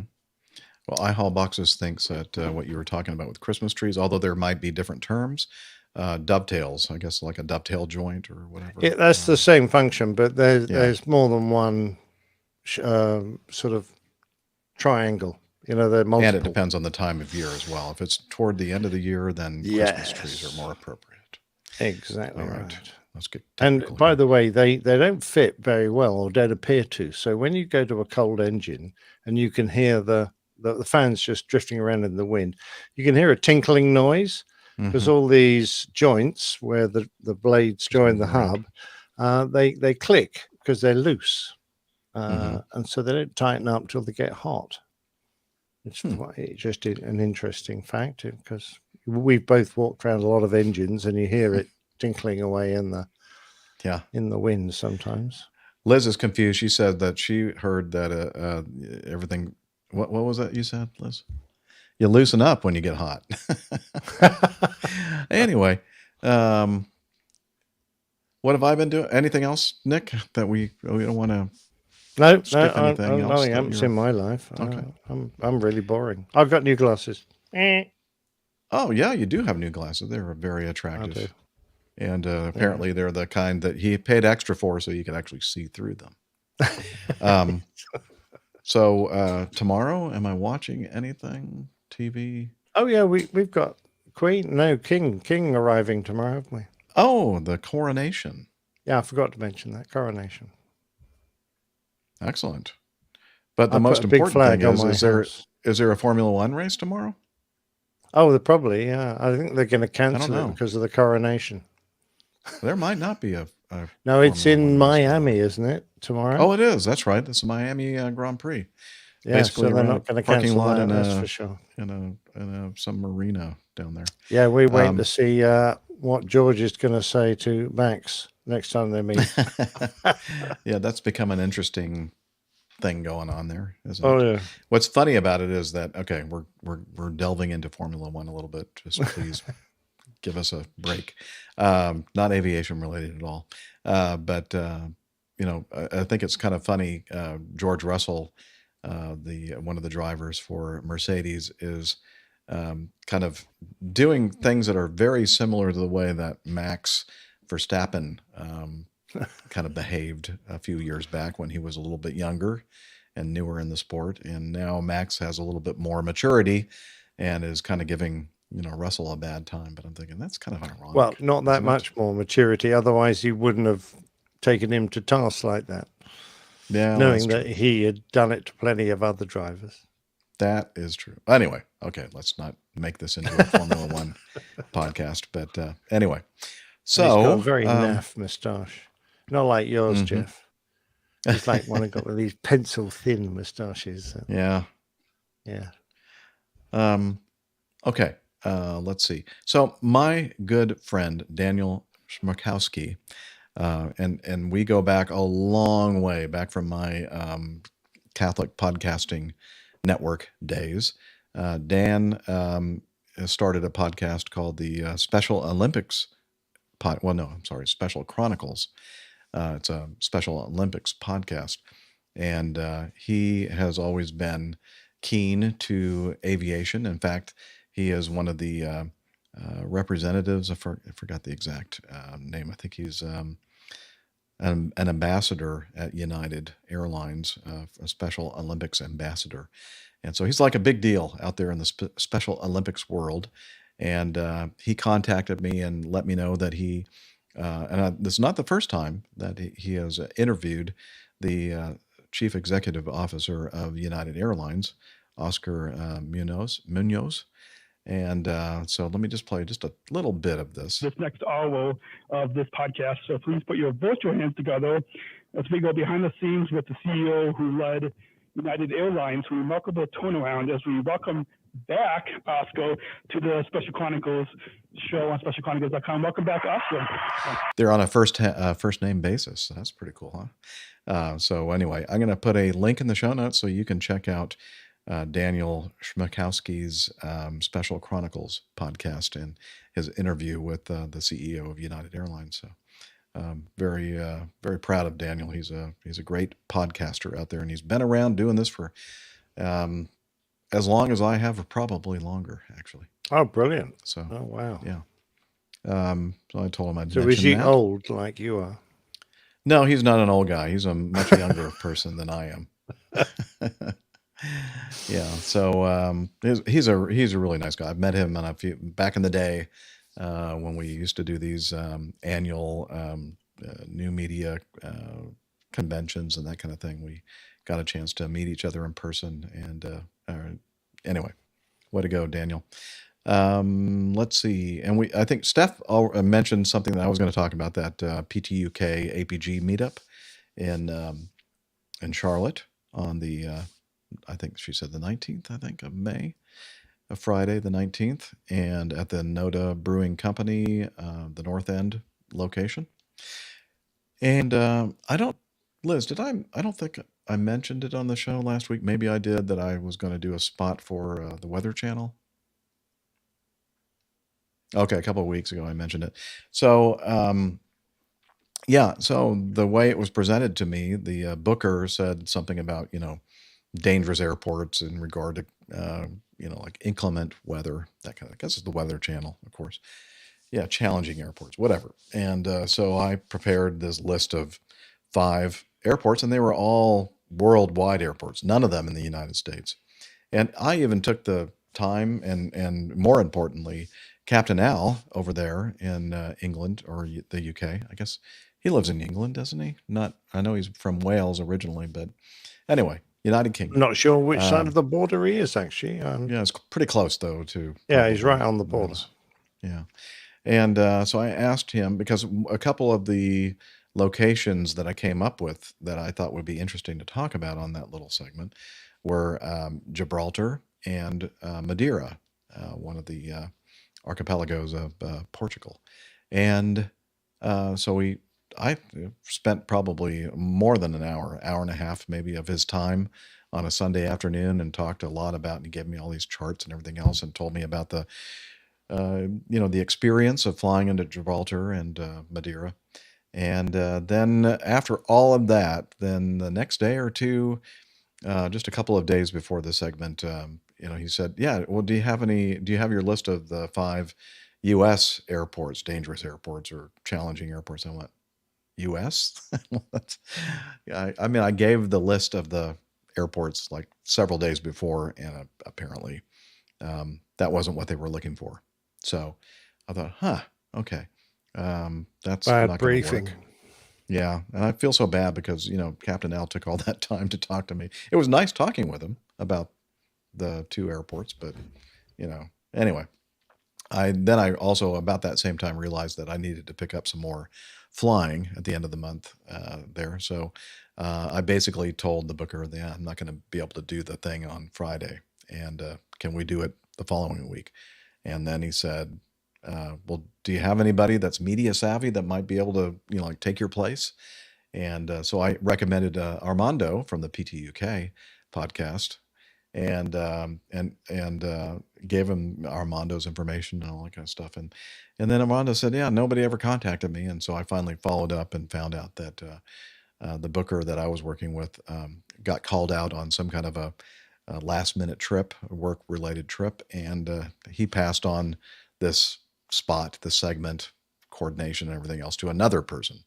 And they ended up using a guy out in Los Angeles area, younger guy, another airline pilot. I don't know if I'm not sure, but I'm guessing he probably works for Southwest. Really good job, by the way. I think it was Gary Baumgartner or something like that. But anyway, very nice job, and good choice and all that kind of stuff. But the airports that they talked about, Liz, were Key West, DCA, what else? Those are the two that I remember right off the bat. But they were mostly airports that had kind of short runways. That was the common theme, and weather just makes things more challenging when, especially winds and convective activity and that kind of thing. But anyway, did a great job. I was listening to that segment as I was driving to Atlanta International for a trip that I had picked up. So anyway, very magnanimous, Jeff. I would have liked to have heard Armando do that for sure. Yeah, I know. I just love spreading the wealth out here. I'm thinking, okay, it'd be kind of fun to, say I was on the Weather Channel, but I've already done a Weather Channel spot a couple of years back, and that's why the guy remembered me and called me back. But I'm thinking, it's not a big deal for me really, and I just enjoy what we're doing here on the show, and kind of conversing with my best friends, co-hosts, and working with the live chat room and live audience and everything else. And so I thought, I don't know, what's really in it for me. So just, time and effort trying to figure out what I'm going to say and not sound stupid. And so I decided, I'm just going to go ahead and get some more time and spread the wealth, as they say. You're very kind. And you know what? Honestly, the people out there would do a better job than me anyway. So, don't believe you. Anyway, and that's, I think, so I did a 2-day trip, Monday, Tuesday, and overnight in White Plains.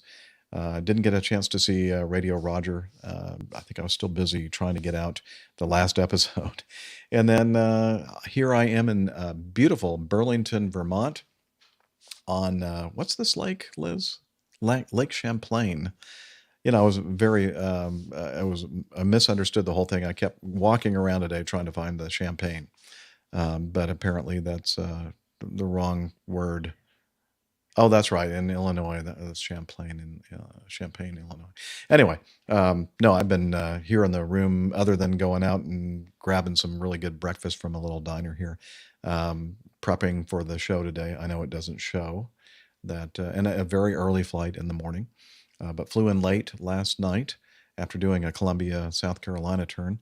And, it's nice having the whole day off here today. And sadly, it would have been nice to spend a little bit more time outside here, because this is the first time I've been to Burlington where it's been like decent weather, not raining or not snowing, and temperature about 60 degrees, about 50, or also it'll be about 12, 15, 16 degrees Celsius. So anyway, beautiful here. Oh, we have had some good weather here. 18 degrees centigrade, had the roof down. Oh. Yeah. Nice. Driving around. Looking like mid-60s. Yeah, look at that. So you heading with the little Audi with the top off to the coronation tomorrow? No, I'm going to sit and watch it on telly. It's probably a better way to view it anyway, right? All right. Yeah. All right, it's coffee fun time, and I have a feeling that this is probably not going to work either, but let's give it a shot and see what happens. Hey, it works. Oh, but it's not the one where he says, "How about a cup of coffee?" No, thanks. I love coffee. I love tea. I love the APG community. Coffee and tea. And the Java and me, a cup, a cup, a cup, a cup, a cup. Oh yeah, Coffee Fund. That's the way, your way to support the show financially, if you have the resources to do so. If you're saving up your money for like food and clothing and shelter and flying lessons, don't send stuff to us. We're fine. But if you have some extra cash in the pocket and you want to spend it on something, consider spending it on the Airline Pilot Guy Show. We would appreciate that. A couple of different ways you can do that. The Airline Pilot Guy Classic, or the Coffee Fund Classic method. We had Eugene, I'm thinking. Eugene Hurt. Looks like a good German name, right? Oh, he also sent some feedback in. Excellent. Okay, send us a nice donation. And just to be clear, you don't have to send a donation or contribution to the coffee fund to get your feedback read on the show. Doesn't hurt. No, just kidding. It has nothing to do with it. So thank you, Eugene, for supporting the show. The other way to do that is to become a patron of the show via patreon.com. And we had Julia, who is one of our producers, has been for a while. She bumped it up. She tripled her donation from $1 to $3 per creation per episode. Thank you, Julia. You're awesome, as are all of the folks who are patrons and coffee bar club members. We do appreciate that. And if you're interested in learning about how you can become part of this great group of folks, you can find that information at airlinepilotguide.com/coffee. You'll be glad you did, and we will too. And that's not going to play. Yeah, I think I'm going to take a break, actually. And then one of the things I'm going to do in my break is see if I can figure out where the feedback bumper is. So it's been a while since I've done this configure. I've done the last several episodes from my apartment in APG headquarters in Roswell. And apparently, I can't even get this thing in to do what I'm trying to do to load a new thing. Let's try this again. Here we go. Yeah, so I'm using a different computer than I normally use, and apparently it's not really ready to go. So what was I going to look for? Feedback. Feedback. I think is that what I call it, or did I name it something else? Probably message for you, Captain. Message. Audio. We're on a break here, people in the live audience. Have you had a break, Captain Nick? You're muted, sir. Sorry, first time I've ever done this podcasting thing. Oh, I know. Me too. Yeah. I was just saying, yes, I have. Thank you. And I'm just going to pour myself another beer. Awesome. Let's see if this works. Yes. Okay, I found it. It's the name, in case anyone wants to help me next time. Out there in the audience. Incoming message stinger.wave. But I don't know why it lost track of all the paths again to all these different bumpers. Yeah. Anyway, well, I'm going to take a physiological break, and you guys can talk amongst yourselves. Yeah, I'm just pouring a Boddington's. Ooh. Boddington's draft bitter.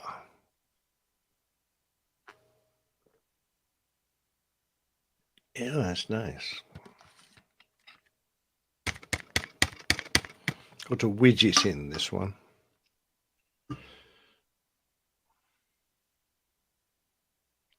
And I am, of course, drinking it from a 500th mug, APG mug. Yay! I noticed that this Boddington's can of beer is smaller than the average can. It only contains 440 milliliters, which is not a pint. I can tell it's not a pint because it fits in an American pint glass. Whereas, of course, in Britain, we have proper pint glasses, imperial pint glasses. The small American pint glass is designed for American people with their consumption needs in mind. So there you go. I'm going to ask Jeff how many milliliters in his can. Jeff, how many milliliters in your can of beer? Well, most beer cans and beer bottles are 12 ounces. So I think that's what was that, 144? What is that? I don't know. Echo. Somebody has to do the How many math there.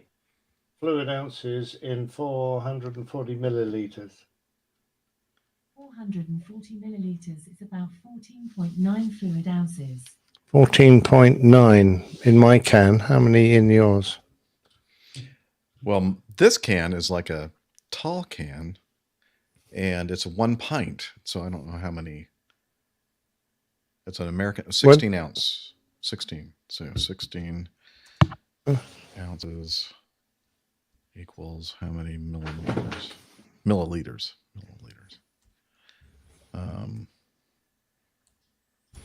Isn't this what we have the chat room people for? Yeah, they're a bit stunned after my last statement, I think. What did you say? Well, I was decrying American pints because they're small and insignificant compared with the imperial pint you get here in jolly old England.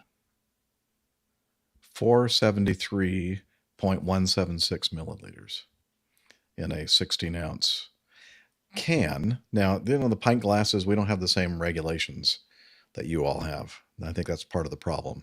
That they can call a glass that looks like a pint glass, but it actually may not hold a pint of fluid.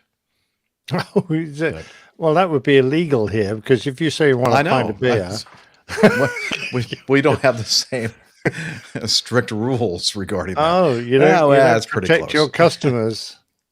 It's called trading standards. Obviously, you have no standards in America. We have, no, we do. They're just low. And that's why that kind of transfers over to this whole podcasting thing. I have very low standards. That's why you're one of my co-hosts. Exactly right. Yes, that's why I'm here, because you have low standards. Right. Exactly. No, that's not true. I'm just joking. Okay. I think we're ready to go, Liz. Yes. Hey, it's about time. Okay. Well, hang on. Let me get to what we're going to talk about next, which is feedback. Well, maybe it's number 3. Number 3. Okay. And let me press poppy this button seeds. Right here.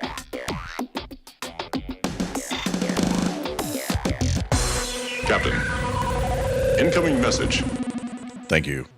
All right, Brian sent us some feedback, and he said, I wanted to give feedback on the APG 565. Oh, that's a pretty little picture you have up there, Liz. That looks nice. That was one of my favorite breakfasts in New York, was those bagel poppy with seed, cream cheese and tomato. Covered bagels. Okay. Well, I prefer bagels with everything, but there you go. Yeah, me too. But, it's applying the picture to the, you understand. Story. Poppy seed, the story. Here we go. Wanted to give feedback on APG 565 and the comments on poppy seed causing false positives in drug tests. I work in the oil and gas industry, and we have to take a drug test to enter oil refineries and chemical plants. Really? Every time? Or is that to make sure you've got some in your system or not got some in your system? Maybe. I'm not sure. I personally know 2 people that had false positives. No, false positives on drug tests due to having that's called a spoonerism, don't you? Well, I do now. Named after Dr. Spooner, a famous professor who, whether it's Oxford or Cambridge University, I can't remember, but he was famous for reversing his words like that. Well, let's just talk about that then. No, let's not. Do carry on. Oh, okay. Are you sure? Let me have a few more sips of this beer. Well, if you drink enough, you'll stop doing it. So you probably need to open another one. Okay. Going back to the feedback from Brian from Katy, Texas. I personally know 2 people that have had false positives on drug tests due to having ingested poppy seeds prior to the test. So it is a real thing and not just in the military. By the way, I've been listening to you since the Catholic Weekend days, probably 2008, maybe 2007, even before Catholic Pilot. Brian from Katy, Texas. Now, I'm not sure, Brian. I'm pretty sure that I started Catholic Weekend about the same time I did Catholic Pilot back in 2009. I could be wrong, and just ask my ex-wife. I'm probably wrong. All right. You're bound to be. But thank you Guaranteed. very much for that, and thank you for being a longtime listener, Brian. And I remember you from even the early days. I don't think we've met each other in person, but you've always been there, and I do appreciate that. And we all do. Yeah, now. but the question is, how much do you trust the two people who claim that they've ingested poppy seeds and therefore failed their tests, or did they just fail their tests? Well, that's true. Maybe they're just saying that they ingested poppy seeds as an excuse. That's right. Yeah, it's possible. I mean, I do remember, when we are subjected to drug testing in this world of airline piloting, and I've had a few over my years, but I think I remember early on that they were very, the poppy seed thing was like a big deal. But it seems like in recent years they didn't put a lot of emphasis on it. I don't know if it's because the tests they're using on us in the airline industry have been kind of tweaked to not give you false positives for poppy What, seeds. to allow you to take more drugs? Or to take more drugs, which is an important thing. We're much more relaxed. Well, yeah. We all like a relaxed pilot. You do great landings when you're relaxed. You That's tense what they up, say. You do. Yeah. Yeah. And I don't know. It really helps with the paranoia and schizophrenia. Just kidding, of course. Can you tell I'm getting close to retirement? I'm very not really close worried anymore. Oh, really? You want me to stop flying? Okay. Yes. Give me some more poppy seeds. Just deadhead me home tomorrow morning, and I'll just call it a day, call it a year, call it a career. There you go. Anyway, let's move on to this one, item 4 from Donica. Biden's pilots are drunk. Oh, this kind of goes along with the whole theme of drug testing and excellent. abuse. Yes, like this. My name is Donica, which is spelled really, really weird. Donnchadh from Ireland. Thank you. It's Gaelic. Okay, thank you, Donica. That's really cool. Thank you for the phonetic spelling. He's from Ireland. Last week, President Biden was in town, and he flew from Dublin to Mayo, I guess. I looked up the Is that short for mayonnaise? I think so. Yeah, that's where we get mayonnaise, right? From Ireland? No, I don't have any idea what I'm saying here. Is that true? Maybe it's true. No, it's not true. How about the Mayo Clinic? I bet that has some connection. Oh, that has lots of mayonnaise in there. I don't know. Well, yeah, if you end up eating way too much mayonnaise than you should, you have to go to the Mayo Clinic to get work That's on. true. I like this. They've got all the company symbols beside the airplanes. So You're jumping the shark, man. Hang on. Okay. So he looked up the plane on Flight Radar 24. His pilots took a very interesting route, and it says "See attached image," which we're looking at right now on the video version of the show, and should be in your. It's like they've traced out a molar. Yeah, it's kind of an interesting flight path. Any of the crew into insight for this? Its being direct would be predictable. Also, why low altitude could be. It was a short flight. Yeah, it was a short flight, relatively speaking. The altitude was 12,000 feet, at least at the time of the screenshot, and it was an unusual flight path. It's kind of a squiggly flight path, and I don't. What's your thought, Captain Nick? My thought is when the president goes from A to B, it's all based on his arrival time at the destination, and his pilots will have to achieve a sort of doors open time, plus or minus, seconds. So they will be quite used to getting airborne probably a little early, so that they're never late.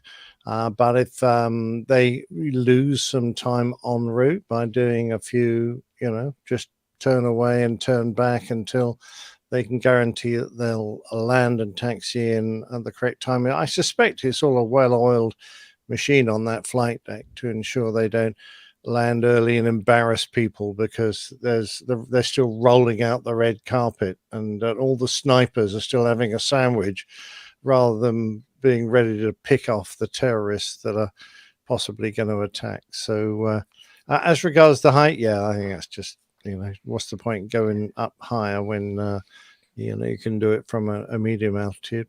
Don't see any reason for that, but that would be my thought.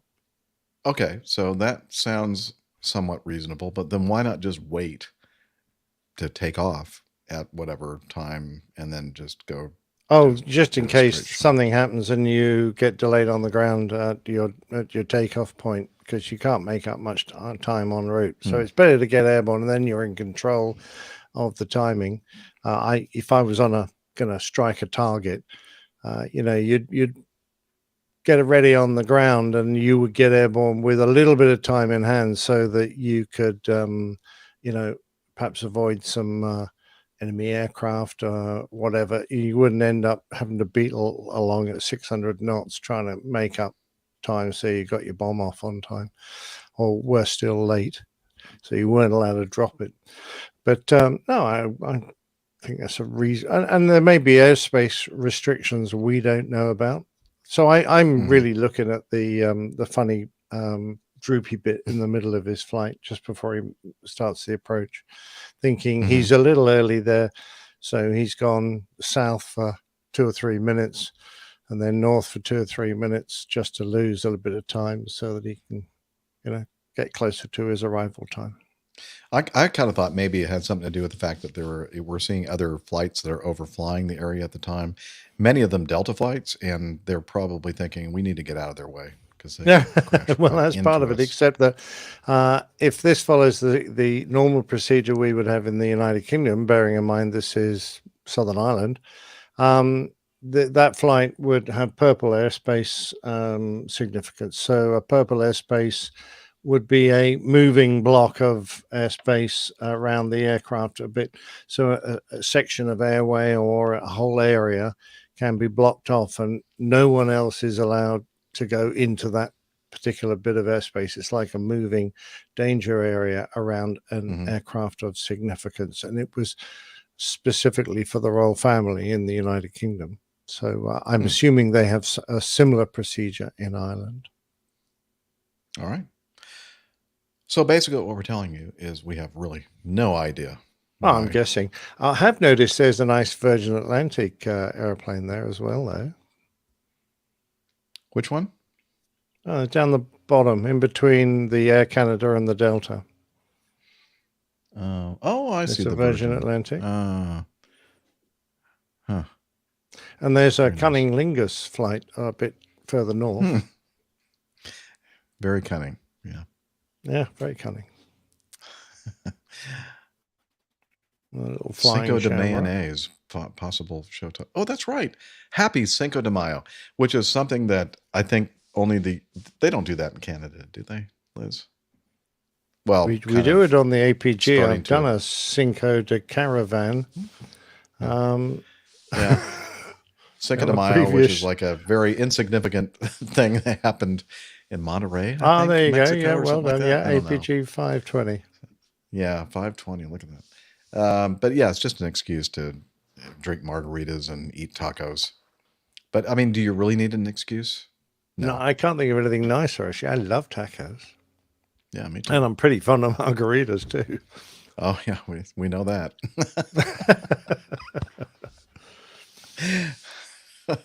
I should, yeah. Let's just end the show then. I'm thinking I'm going to go out and try to find some tacos. Good idea. Margaritas. Okay, thanks, Liz. She's going to Google it for me and see where actually, I've already done that. Anyway, let's continue, shall we, with this feedback from Texas and LaShock. Tactless. He has no Shocking tact. Anla. There's a video involved. Yes, there is, Liz. Oh no, really? Yeah, let me load that up. You know, a professional podcaster would have already. Well, it's a good job you're a a highly qualified amateur. Yes. Yeah, it was just right down the street from that diner that I had breakfast at. I saw that too. Okay, what's the one I'm trying to load here, Liz? While you're doing that, I need to mention that's my house behind me now, with my look at that Coronation Union Jack flying on the scaffolding they've put up round the chimney. Is that the side of the house? What side is that? The back? Well, What is I've that taken we're the looking picture at? from the front of the house. Okay, that's so that I is see. the gable Like right end. next to your right ear is where I usually sleep.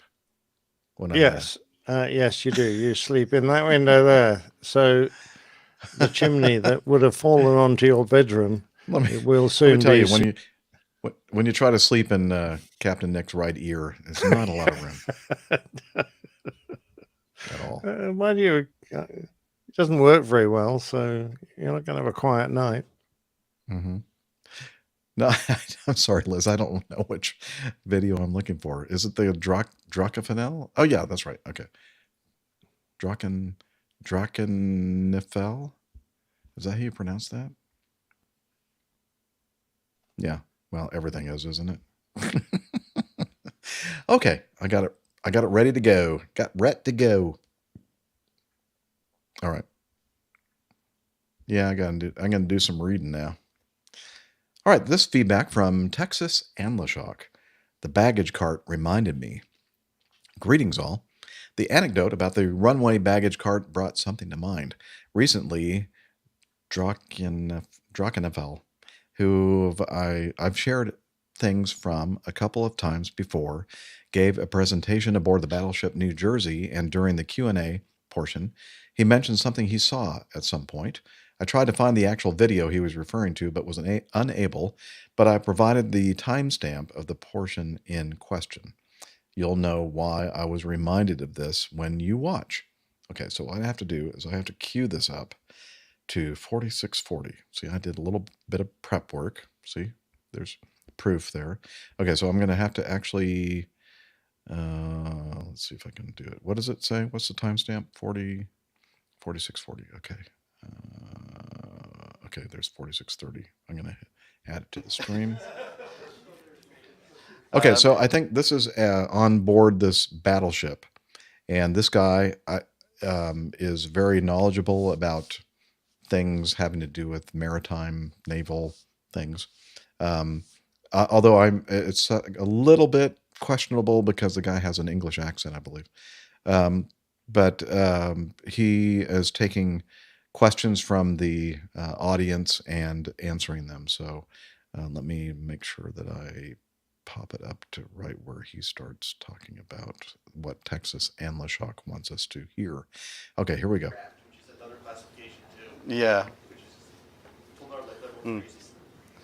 Mind you, actually, speaking of ships going into high-speed turns, most of you have probably seen that footage of Enterprise doing a high-speed turns, where the crew are kind of walking uphill to get to the various ships.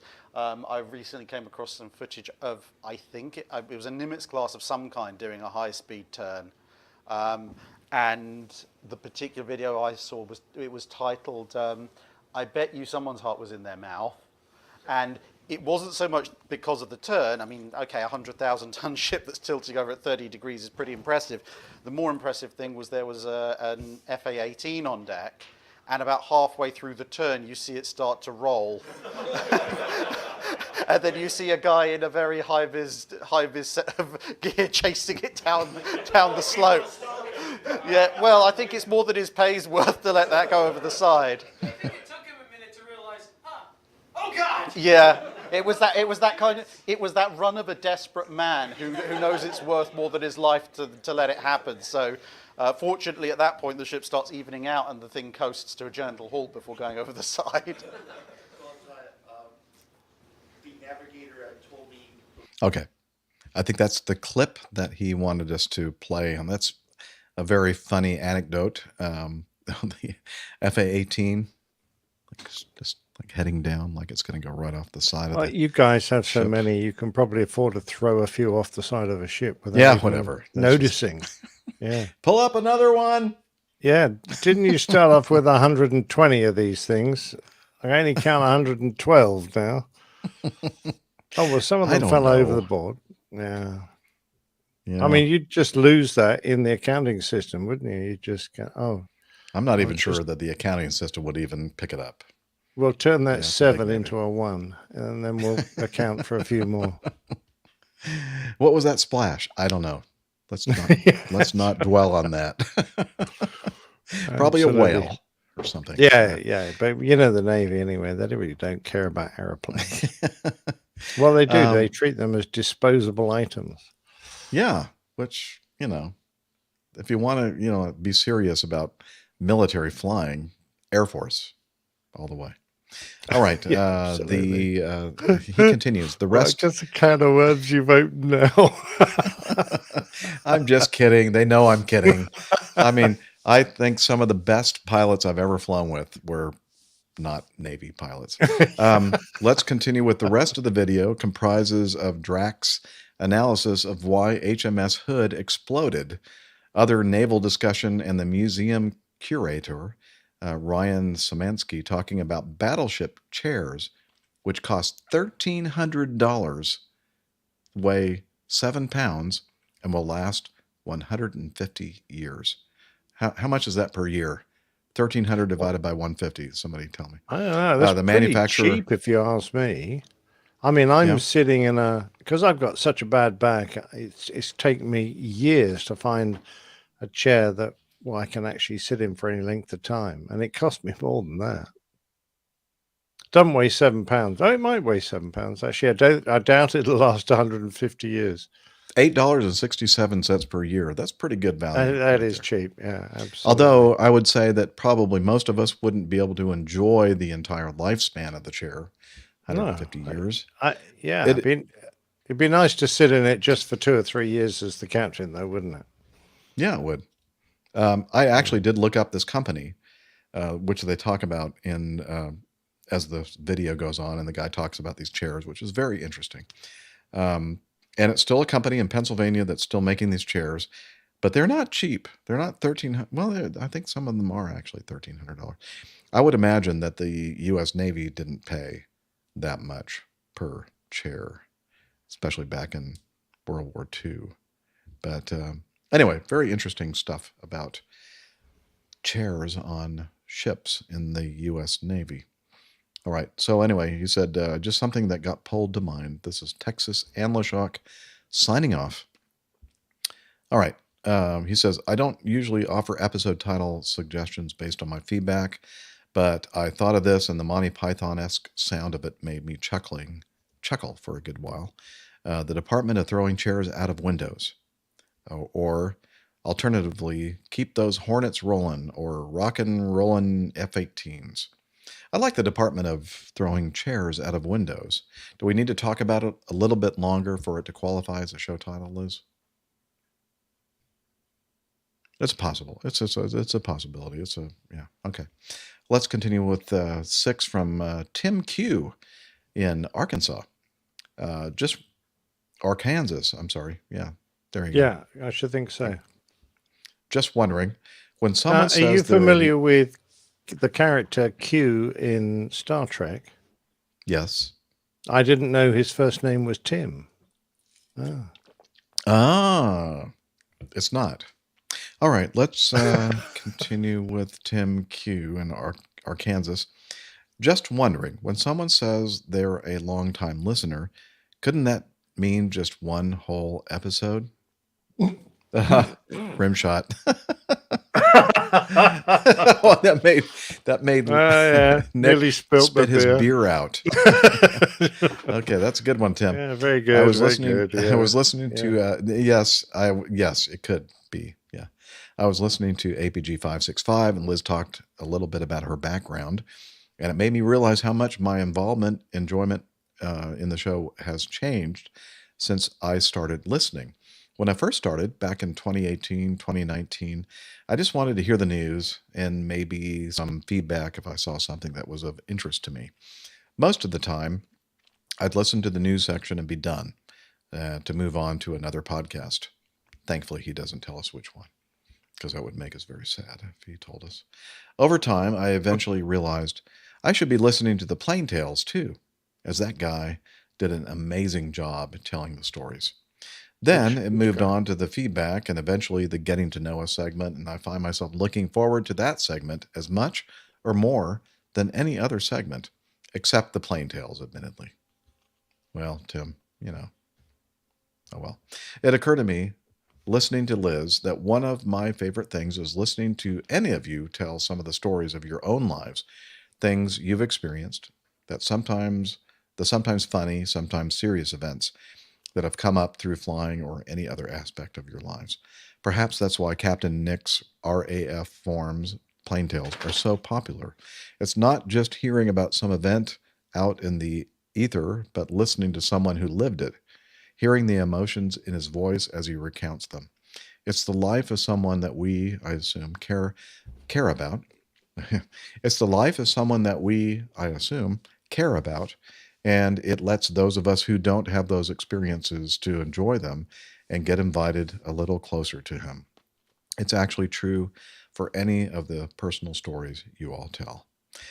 And even though Liz said she doesn't feel like she said she felt like she doesn't have a lot to contribute to the show because she doesn't have an aviation background, I'll have to disagree with her.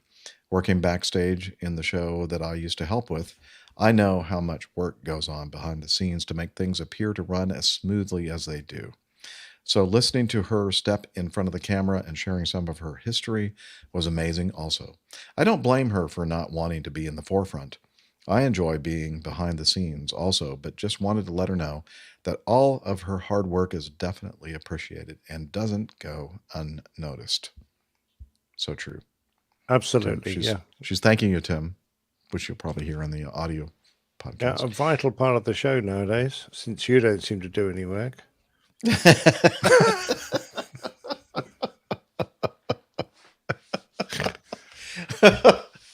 I love you too. So true.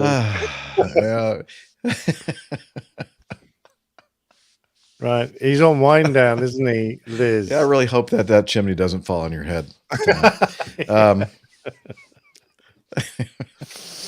Anyway, going back to Tim. Air Venture is definitely coming up soon. I'm imagining there won't be many from the crew that there this year, but I did want to check, and I'm kind of curious who all in the community is going to be there.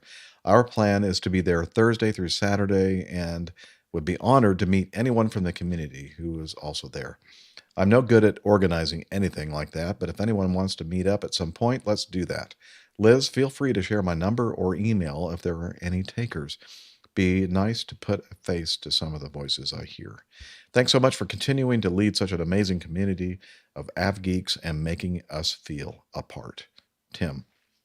And he says, my apologies for being a bit long this time. Wow, never thought I'd get to say that. Absolutely. I always like to feel a part. That's what she said. Yeah, I would. Which part? No, Tim, honestly, I still remember the first time that I remember meeting you was at Oshkosh back in 2019 when we went to the seaplane base and you went over with us. Oh, on yeah, that I remember bus, that. And it was great. Really nice to meet you for the first time and getting to hear about, your background and your stories and why you were, what if you hit your head against something and that's why you're listening to our show and whatever it is that compels you to do this. But anyway, really nice. And I've had the opportunity to meet up with Tim a couple of times since then, and great guy, and just another representation of the just amazing people that are part of our community. And thank you for sharing that with me or with us regarding Yeah, your kind words everybody actually listens. very touching. Thank you. Everybody listens to the show a different way. I mean, that's the beauty of podcasting. You don't have to listen to the show from the beginning to the end. And I get, like listening to certain parts because there are certain podcasts I listen to and I like this part of the show. And then I kind of don't really think about listening to anything else, but it's kind of cool to hear the evolution in your listening habits. And yeah. And thanks for the nice, kind words. especially for Liz, because she does an amazing amount of work in the background, mostly just saying snarky things to me and, trying to make me feel bad. Yeah. Yeah, But, well, and then, of does course, she succeed? Captain. Yes, she does. And Captain Good. Nick, you just put that in there because you feel sorry for him. And I understand that. Yeah, I can understand that. I need your sympathy, especially with my new glasses. Oh, yeah. All right. Let's move on. Yes. Yeah. They're rose We're tinted, by the way. Even Jeff looks good. Rose-colored glasses. I see you're using. Yeah, I'm sorry. rose-tinted Liz is trying to glasses, say something to me, like logistically for like planning and like. Okay. Since this show is rarely planned, yeah. What's she doing that for? Nick, would you shut up for a second so I can hear what she's saying to me? Go ahead, Liz. Yeah. Yeah. Okay. Am I going to get a ticking off later? I know. He doesn't shut up. He just like, come on. How needy. I get bored. Yes. I've got a low attention span. I know you do. That's true. So we were talking about, this is probably not something, or hell, I might put this in the regular show. I don't know. Talking about maybe trying to make the show a little bit shorter than 3 hours every week, like maybe 2.5 hours, something like that. And she was asking if I thought maybe we should start trying to make it a little bit shorter, starting with this show. What do you think about that, Nick? You mean she's bored already? Yeah, she has fallen asleep a couple of times. I've heard her actually keel over and hit the floor. You could hear her snoring. Or is that Poppy? And Poppy like kind of yelps a little bit when she falls on top of him. Or her, I'm sorry. But yeah, let's don't make this a super long show. Let's make this yeah. Well, it's just that Okay. we've got feedback here from people who want to hear what, screw them.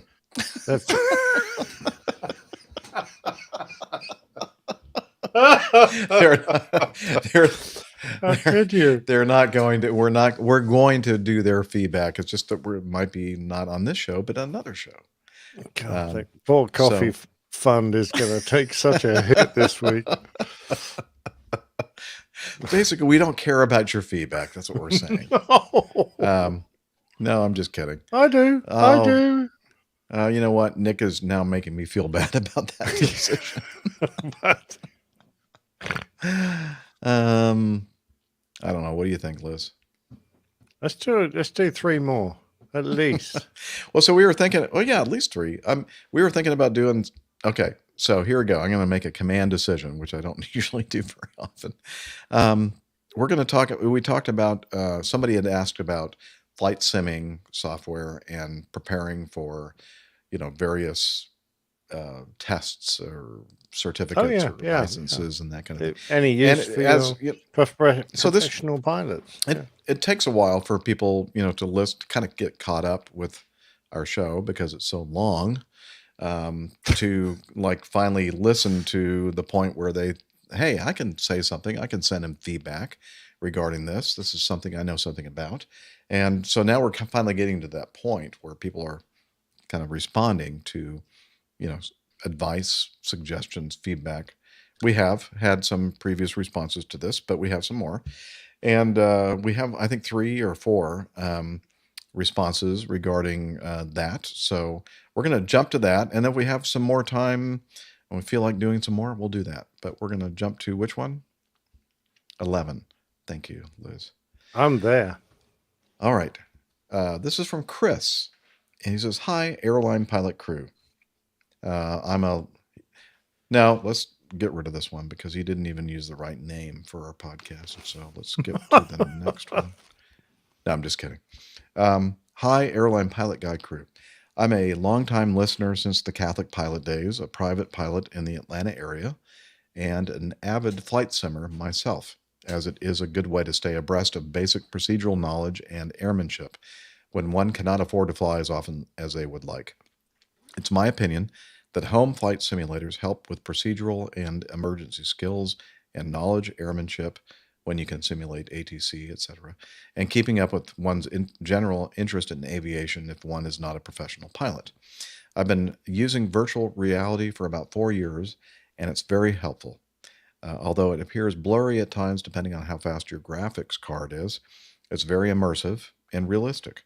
You cannot see your hands manipulating the controls, so that takes some getting used to.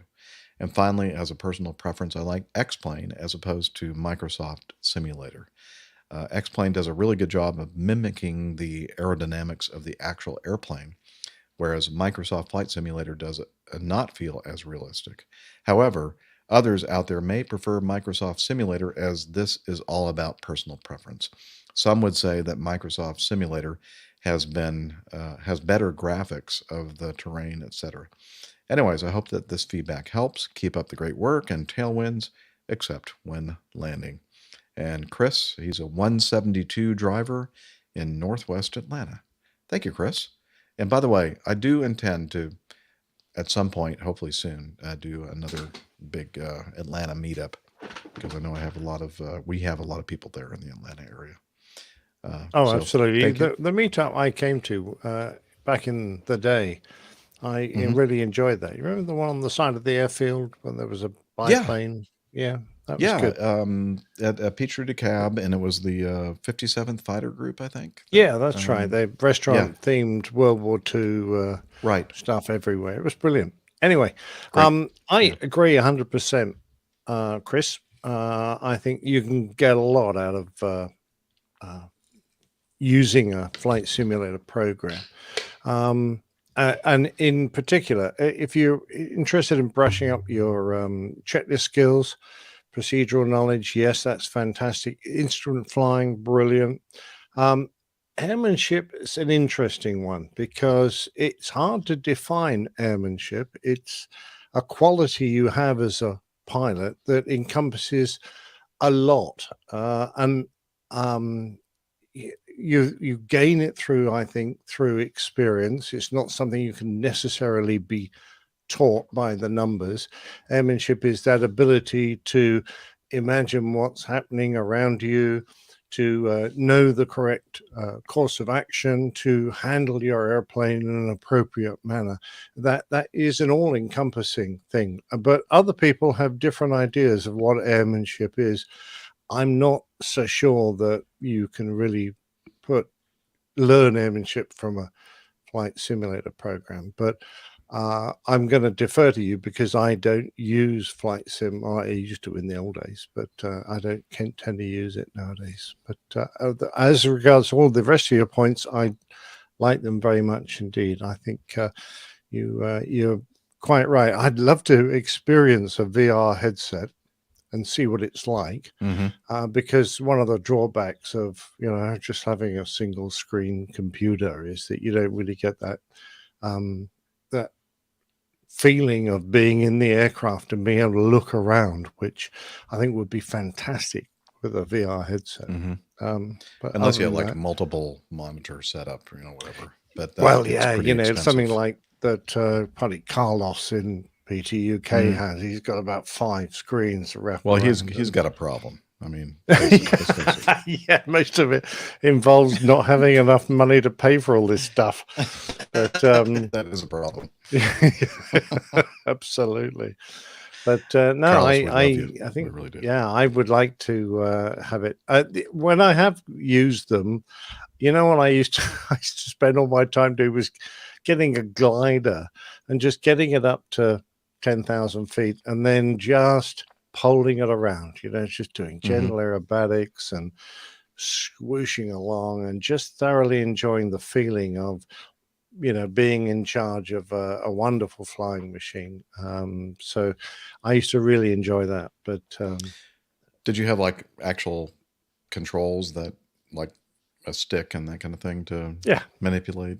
Okay. Yeah. Didn't need a throttle because it's a glider. Yeah.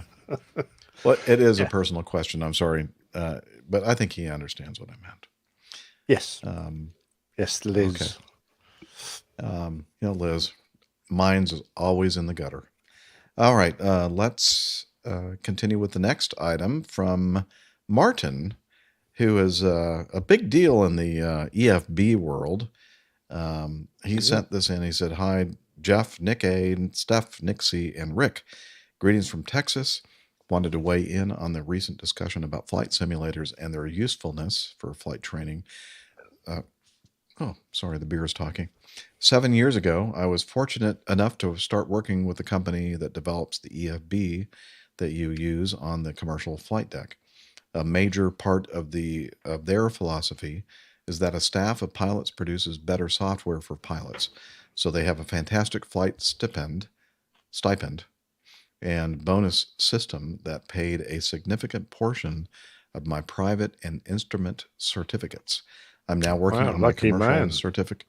Yeah, he's now working on his commercial certificate and wants to be a CFI. Awesome. That's a certified flight instructor. Even with the great opportunities to fly, there were times when the weather, time, mechanicals prevented aviation from occurring. To fill in those gaps and develop my skills, I made extensive use of X-Plane 11 as a flight sim, coupled with some hardware that made it feel more realistic. I progressed from Logitech to CH, I'm not sure what CH means, to a honeycomb yoke. I progressed from a Logitech to honeycomb throttle quadrant. The plane I flew had a Garmin GTN 650 GPS unit, and Reality XP developed a great version that can interface with X-Plane.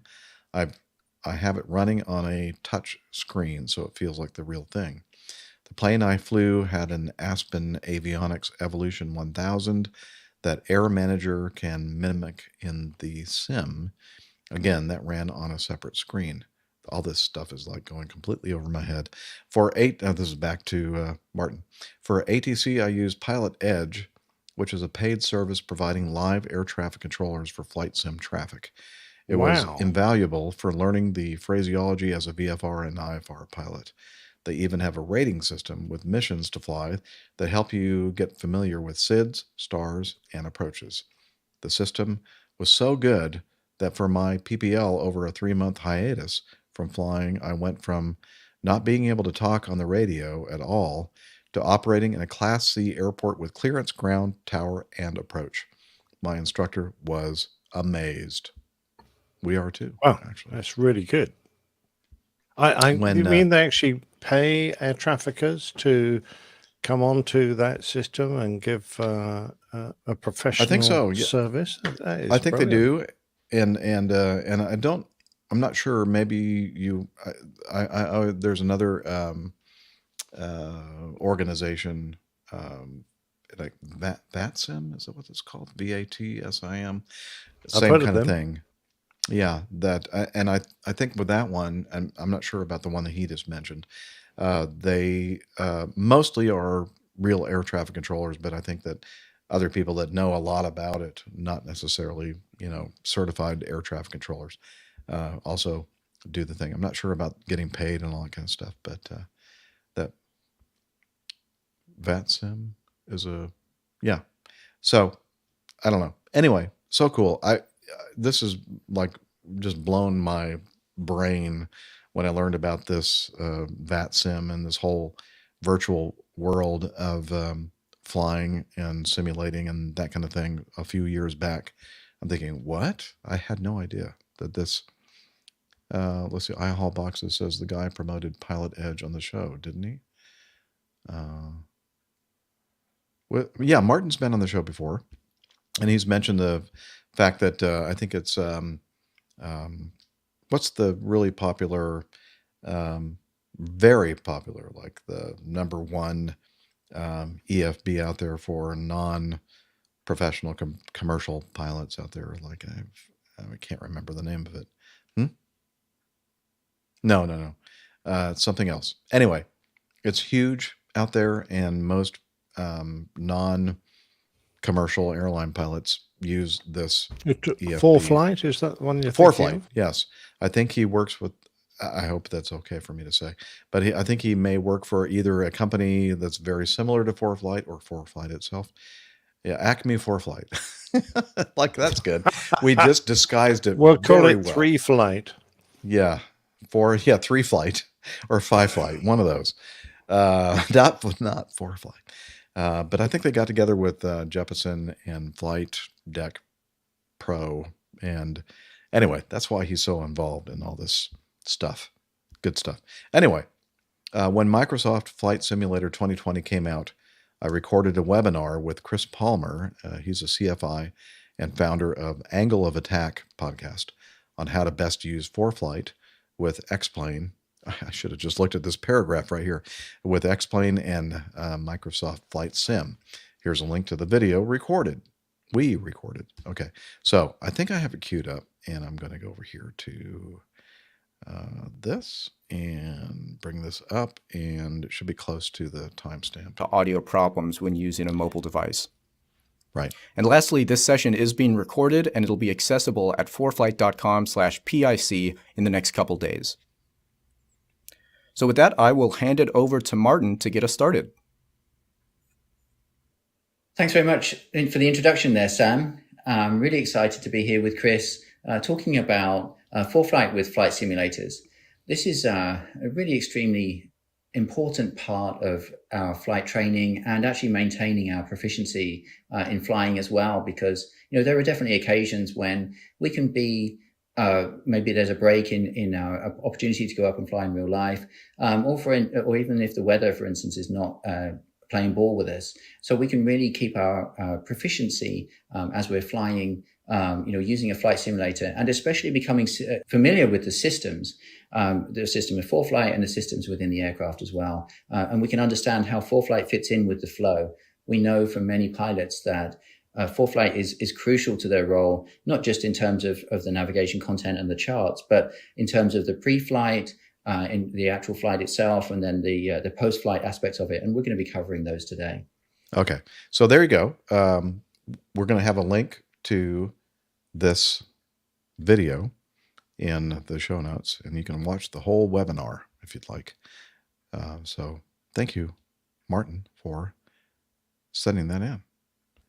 All right. Yeah, so, that's all good stuff. And, it just amazes me how they managed to integrate real life equipment like an EFB into a simulator. And, with the way these programs can tie in actual flight conditions that are occurring on that very day, you can program it so that it mimics where the sun will be on a particular flight when the transition to nighttime will go. And you get people who, copy entire flight schedules of different airlines. The interest is incredible, but the sophistication of the simulation, I think, is quite remarkable.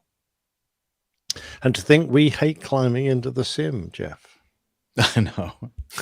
So this simulator world of flying is a little bit different than the simulator world that Captain Nick and I talk about, and how much we don't like it. How awful. Yeah, awful it is. Like how I never, ever, ever want to step foot in another simulator. I'm so relieved that I never have to climb into a simulator ever again. Exactly. But this kind of simulator stuff that we're talking about right now, that's different. And but it can be very beneficial. Yeah, you're not gonna lose your license if you crash. Right. Yeah, you're not going to lose the ability to pay for your mortgage and your kids' college tuition if you screw something up. All right, let's continue with number 13, Steve. I had a comment on desktop flight sims. I've been a gamer since the advent of home computers and loved flight sim software since Bruce Artwick of SubLogic introduced the original, which eventually was sold to Microsoft in the 80s. Huh, there's some history for you. I've had almost all of them ever since. I played with Flight Simulator for a few years, flying around, taking off, landing successfully with no formal training. Then I started flight training, like real flight training, I guess, and received my private certificate a few years later. After learning how to really fly a plane, the flight simulator experience was extremely different and much better. My point is, yes, desktop sims are excellent. The latest versions are amazing. There are study level planes you can purchase that are incredibly accurate models. If you have a chance, take a look at the Challenger 650 by Hot Start at X Aviation and read about the system accuracy. It's all because of the high state of computer and graphics power we now have available. But if you don't have formal training in the basics from at least a private certificate, it won't have the same value. They are very useful for real pilots to keep your head in the game during lapses in flying, learning, practicing approaches, flying in real IMC in the sim, mastering VOR, NDB, RNAV, GPS, etc. It's really amazing. Maybe you guys should try and stop by a flight sim demo when you're at Oshkosh to really experience how good they really are. Thanks for all the great shows, Steve Sanacor. Again, thank you, Steve. Another input. Yeah, that's regarding very well put, actually. That was what I've been trying to say, but much more eloquently. Thank you, Steve. Well, he hasn't been drinking as much beer as you have, so That's probably true. That's Yeah. probably true. Yeah, thanks, Liz. She goes, "That's rich coming from you." All right. Yeah, well, you've actually got a grip of your tongue on the second half of the show. You're doing well now. I'm having to put a lot of focus and concentration on that. Okay, from Excellent. Magnus. We just got this in like today, I believe, regarding questions about home flight simulators. I've been a listener since Catholic Pilot. I'm not a pilot, but I've been an aviation geek since 1980. There are a lot of people out there that I'm learning now that have been following the Airline Pilot Guy show since the before Airline Pilot Guy show days, the Catholic Pilot days. So appreciate you all out there. He says, I'm not a pilot, but I've been an aviation geek since 1980, long story, and sim flyer since 1988.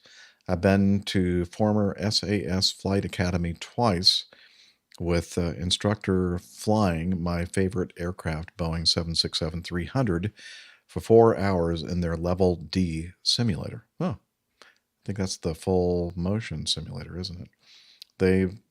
They had saved the data for the Kai-Tak airport just for fun. So I got to fly the approach to runway 13. Big happy face there. Well, that's something I've not been able to do, Magnus. Well, the big question is, did you finish it with some washing on your wingtip? Because, as you scoot around those buildings, it looks like you're about to pick up all the Chinese apartments, their washing lines that are hanging out the window. The clothes drying on the lines outside. Yeah. Cool. Anyway, right now I'm building my home music studio. As soon as I'm done with the studio, I'll start with my home flight simulator. I will go all in for me and the money I want to pay. As I like to fly passenger aircraft, I will buy the following expensive computer not included. A flight yoke, and then he gives us a link to runner-innovation.swiss for the yoke. Rudder pedals from thrustmaster.com. Ooh, yeah, that's exciting. And honeycomb. That was another thing that we mentioned. Someone mentioned before. Honeycomb throttle. So I guess honeycomb must be big in the interface devices for flight sim flying. Yeah. Anyway, take care of Magnus from Sweden. I'd like to hear about the music studio that he's building. That sounds interesting. Of course you would. Yes. Yeah. All right. Thank you, Magnus. Appreciate it. Yeah, send me some information. And I just about want that to know music why studio. you haven't been flying an Airbus instead of that damn Boeing. Well, I don't know what to say about that. Yeah. All right, Liz is talking to me. Okay, we just passed 2.5 hours. Let's do some more. Kind of on a roll here. Oh, yeah. 14 would be good. And I think 15 as well. Okay. This item from Keith, APG family. I hope all is well. I wanted to get everyone's thoughts on a fatal accident in Arkansas at Little Rock's Bill and Hillary Clinton National Airport on February 22nd. 20. He put February 20 ST, 20 seconds or no, 22nd, 22nd Street. A King Air 200 departed runway 18 at 11:55 a.m. February 22nd, just as a very strong storm front was passing over the city. I remember the storm. It passed very quickly. We're showing some of the radar imagery on screen for the video. Wow, that's a very significant kind of frontal, what do they call that? It's a classic yeah. line squall, isn't it? Yeah, squall line, yep. I remember the storm. It passed very quickly, going from a light drizzle to intense winds and lightning back to a drizzle in less than 30 minutes. The plane was owned and operated by CTEH, an environmental response firm, transporting 4 passengers and the pilot to Columbus, Ohio. I've linked to an Aviation International news story and the NTSB preliminary report. I was having lunch with another pilot friend of mine at the time, and just after the storm passed, we both got texts about the crash. The very first thing we said to each other was, "Oh no, the storm." Yep. NTSB report seems pretty clear that weather was the main cause of the crash. Both the ground and tower controllers issued low-level wind shear warnings just before takeoff. My 2 biggest concerns are why didn't such an experienced pilot who knew a storm front was rolling in and who knew about the low-level wind shear system warnings, why didn't he just wait another 30 minutes before taking off? And why did the tower give them takeoff clearance just as the storm front was passing over the field? Of course, we'll never truly know the answers to those questions. Since CTEH is a rapid response company, I wonder if the pilot and passengers felt pressure to get to their destination as soon as possible. Another great reminder to slow down when you feel pressured, and no matter the urgency of the flight, the safety of the operation is always most paramount. Thank you all again for putting together such a wonderful community. All the best and tailwinds, Keith. And yeah, so this accident, Beechcraft King Air 200, they were going out for taxiing out for takeoff. They knew this severe squall line was about to approach the airport. Several, I think 3, low-level wind shear alerts were issued by tower, and they decided to go ahead and take off anyway. Video surveillance showed the airplane taking off from runway 18, beginning an initial climb to the south. And just as the airplane went out of sight, the camera, I guess it was a security or surveillance camera, recorded a rising plume of smoke about 1 mile south of the departure end of the runway. So very, very not far from the end of the runway. There's a view of the airport in 18. It's over there on the left side of the frame, and you can see the yellow line and about a 1 mile point off the end of that runway. They crashed. And I don't know. I'm not sure I understand why. You see this coming in. Again, sometimes we as pilots kind of get this not very smart idea that we need to get the airplane out right away, and scheduling and all that kind of stuff. And your logic kind of goes out the window, and you think, oh, I can get off the airport in time before this really, really dark. I'm sure that they must have looked over there and it must have been just a black sky and rolling in and thinking, I can get out of here before that storm hits the airport.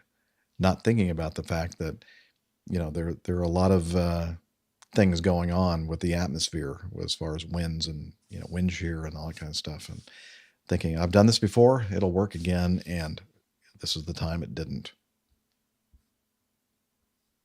Yeah, it's a strange phenomena. You're putting yourself in a situation where you're almost applying pressure on yourself. Not some external person is doing this, but it's your own willingness to and determination to get this flight on the road and get out of here before this weather arrives.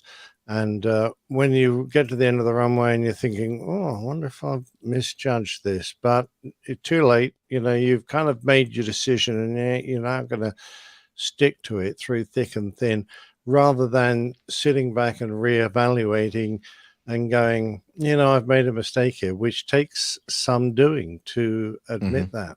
And then, retrace your steps, taxi back in, say, I'm sorry, folks, we're going to hold for 30 minutes while we let this weather pass through because we just couldn't get off in time.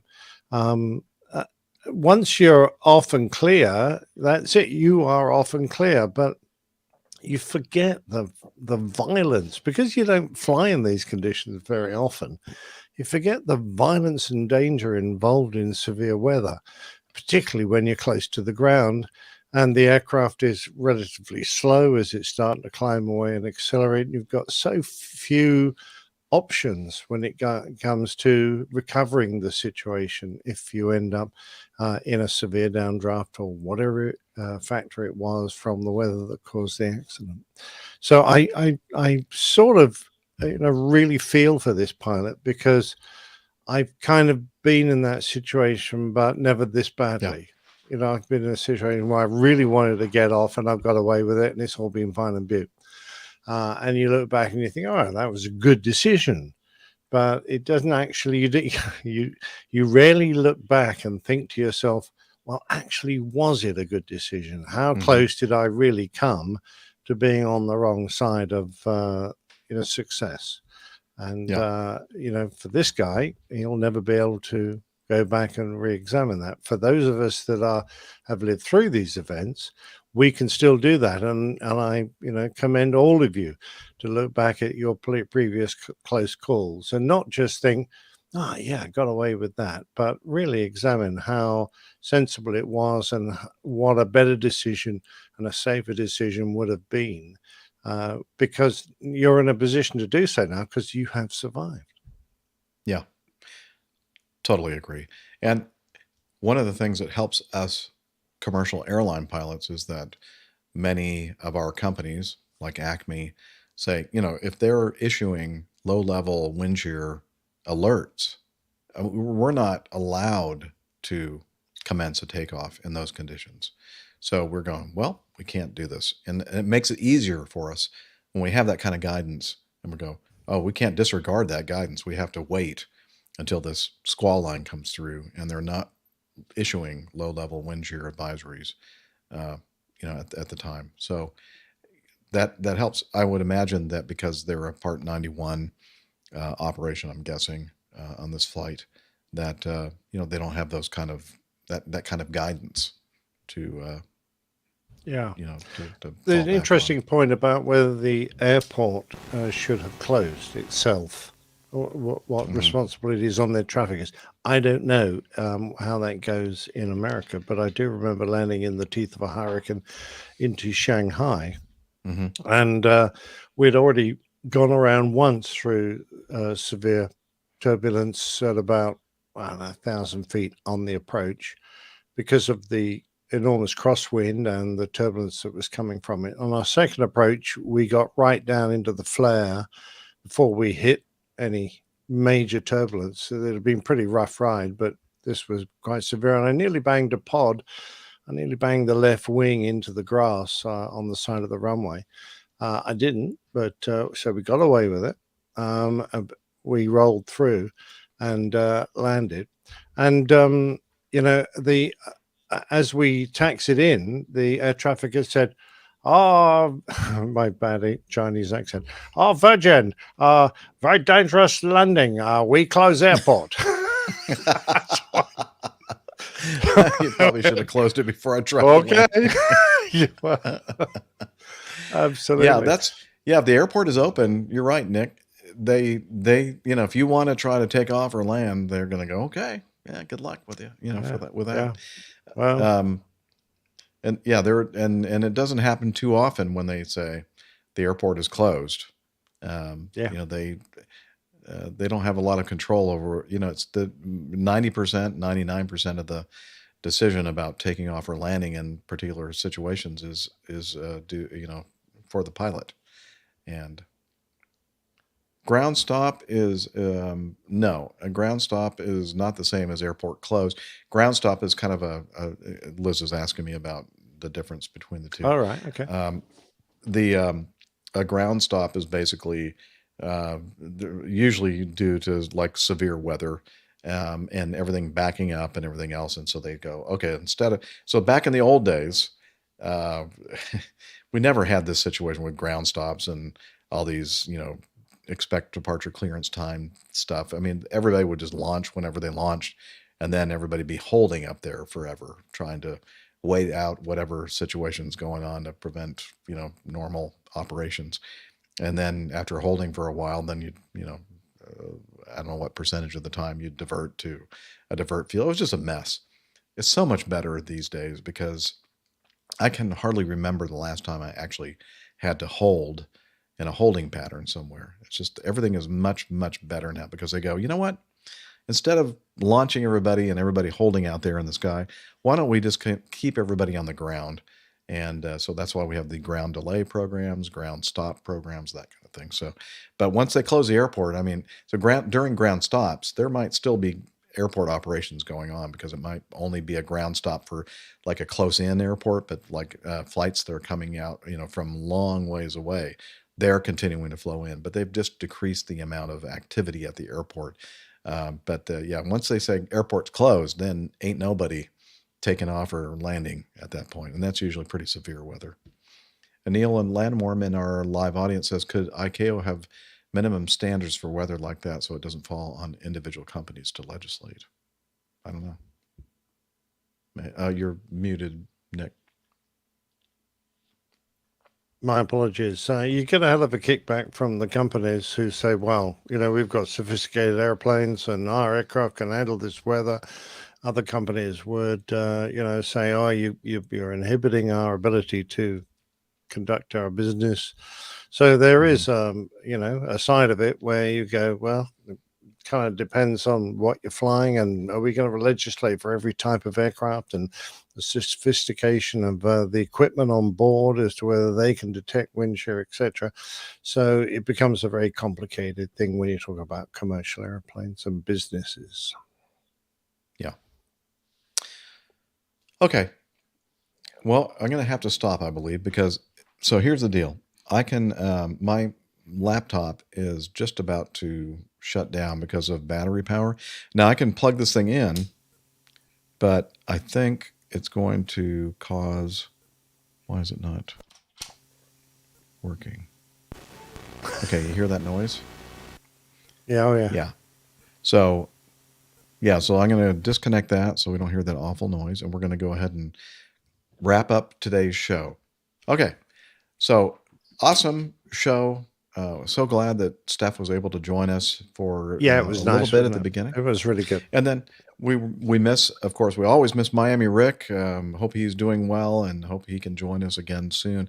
Nick Camacho, he really wanted to be on the show with us today because of his work schedule and family life, he couldn't make it today. So sorry we missed you guys. But we hope to have everybody together again on a future show. And we'll point you over to our website, airlinepilotguy.com. Lots of good stuff there. Please check it out. We're also on social media, what I like to call, because I'm an old fogey, Sochmeads. And Captain Nick is going to tell us all about the Sochmeads. Oh, absolutely. Yeah. If you're on Facebook, and I've been hacked so many times you can't shake sticks at them, you need to look for Airline Pilot. Yeah, thank you. Airline Pilot Guy, all one word, on Facebook. And if you're a Twitterer, then at APG Crew is our handle there. And it's very similar on the Instas, on the Instagram. Is just APG Crew. So find us there and enjoy. please do. We'll be looking for you. And we are also on Slack, and I'm hoping, fingers crossed, that this will work. No, of course not. So what you're hearing right now is the sound of a shower. And then I'm going to yell like I'm pretending that I'm speaking to Hillel in my hotel room shower in Burlington, Vermont. Hang on. Hillel, you want to tell us about Slack? He's dripping wet. You probably never heard that one. Again. Yeah. Okay. Well, come on over here and tell us all about Slack. Okay, now he's telling us all about Slack. Join our Slack team and all the information regarding that. and then I'm going to say something really, really, I don't know, cute, witty. Yeah, that's me. Well, thanks a lot, Hillel. And then he says something funny. And then we move on. And let's see. That's a great description. You should do those. You should do those things where people do an audio description of a movie. For people who are visually impaired. Yeah, it would be so good. All right, and we'd also like to thank our producer, Liz. Yay! Hi, Liz. Well done. Good job, as always. Thank you so much for all the help that you lend while doing the show, and My also, pleasure. most importantly, before the show and after. So awesome that you're here with us each and every week. And also awesome that our live audience is here as well. Thank you so much. Good audience this week. Well done, guys and girls. Yes. Thank you so much. And until next time, next week, wishing you clear skies, unlimited visibility, and tailwinds. Take care, and God bless. Bye, everybody. Bye for now. Have a great weekend. Have a good coronation. Yes. Oh, King. yeah. I'll Happy be coronation, watching. Charles. I'll be watching. Happy Cinco de Mayo. He's our king, too. Yeah, that's true. All right. Oh, yeah. I'm going to Yeah. stop the recording. Almost forget that. Quarters off. So, okay. Nick, have you got some... Now I'm going to plug this thing in before it plug it crashes. In. Have you got Okay. some ideas for the show titles? I wrote down the Department of Chairs Out of Windows. Right. Long-time listener. I can't remember why I wrote that. What about something... Oh, to because of each show you could legitimately say that you're a longtime listener just listening to one show. Yeah, I sort of had the impression of doing a guy with an old-fashioned radio with a big loudspeaker, and he's a bit like Methuselah with a great long beard and, ancient old guy. Yeah. I like it. My only other And suggestion... Cinco de Mayonnaise. Well, I Yeah. have no clue how you do a picture for that. Or you could do something with mayonnaise and prosciutto. Mayonnaise and prosciutto. Oh, okay. Yeah, anyway, there you go. Sometimes Because I do. Any others? IHL has mentioned prosciutto again. That's about it, I think. I don't know. Thank you, Captain Ridiculous Wits. Have you spelled prosciutto? Prosciutto. Well, you'd have to look that one up. PROSCIUTTO. Prosciutto. Oh, yeah, well done. I needed to do a little bit, and then it came up. Mayonnaise and prosciutto. So, Captain Ridiculous Wits, who I've seen before, I didn't place the correlation. That's James in Arizona. And he did a segment for the PTUK on today's show, interviewing a 737 MAX first officer and also a What, to see how remote frightened control. he was? Yeah. Nick, we could do poppy seed bagels, prosciutto, and mayonnaise. Sorry. Nick cracks himself up. I was He- involved in sorry. that. He's still reveling. I in was still his laughing at my own comment. joke. I was just going to say he's still enjoying his humor there. That's good. Yeah, sorry, what was that? You got to enjoy No, but your... Tim Van Ram brought up, we also talked about poppy seed bagels. So we got a food thing going there. Bagels and mayonnaise and prosciutto and I don't All know. right, what was Tim's point about... Oh, it was the drug thing. Drug test. Or is there anything that we could incorporate with all of that sim feedback? Was there any simulation, APG simulation? So we're simulated ourselves or something. I don't know. Just we did a lot of sim talking. That's all. I'm just simulated podcasting enjoyment of the APG. That's right. Because there's no real simulated professionalism. There we go. Simulate. Oh, okay. Anyway. Yep. Okay. Good. I've got some of those. Okay. Good. Don't ask me what I'll produce. Thanks everybody for being here. Have a good weekend. Do you still hear that awful noise of my power on my laptop? Yeah. Why is it not making that noise? A little bit in the background. It'll just go quiet for a second. There is a little bit of background something, but it's not nearly as bad as it was. It's probably that power there. So, have you got a dodgy cable or a dodgy power supply? It's the one that came with this MacBook Pro. It's supposed to be the latest, greatest Magna, whatever power thing. Well, it's supposed to have a suppressor for that sort of stuff. Well, it should. Yes, you're right. Anyway, doesn't matter. That's all. Whatever. Cool. Yeah. So thanks everybody for joining us. Always. Captain Ridiculous Wit said you were close. He's Albuquerque, New Mexico. Oh, New Mexico. I'm sorry. I said Arizona. My bad. Yeah, What's wrong with old Mexico? Well, I don't know. Ask James, because he's living in New Mexico, which apparently James, is didn't you like old Mexico? Well, I think New Mexico is in the United States of America. Right. Well, that probably accounts for it. Yeah. Stopping the had a great meal with James when I was heading out. Who am I waving at? Steve and Ivy. Oh, don't stop waving because I'm still talking.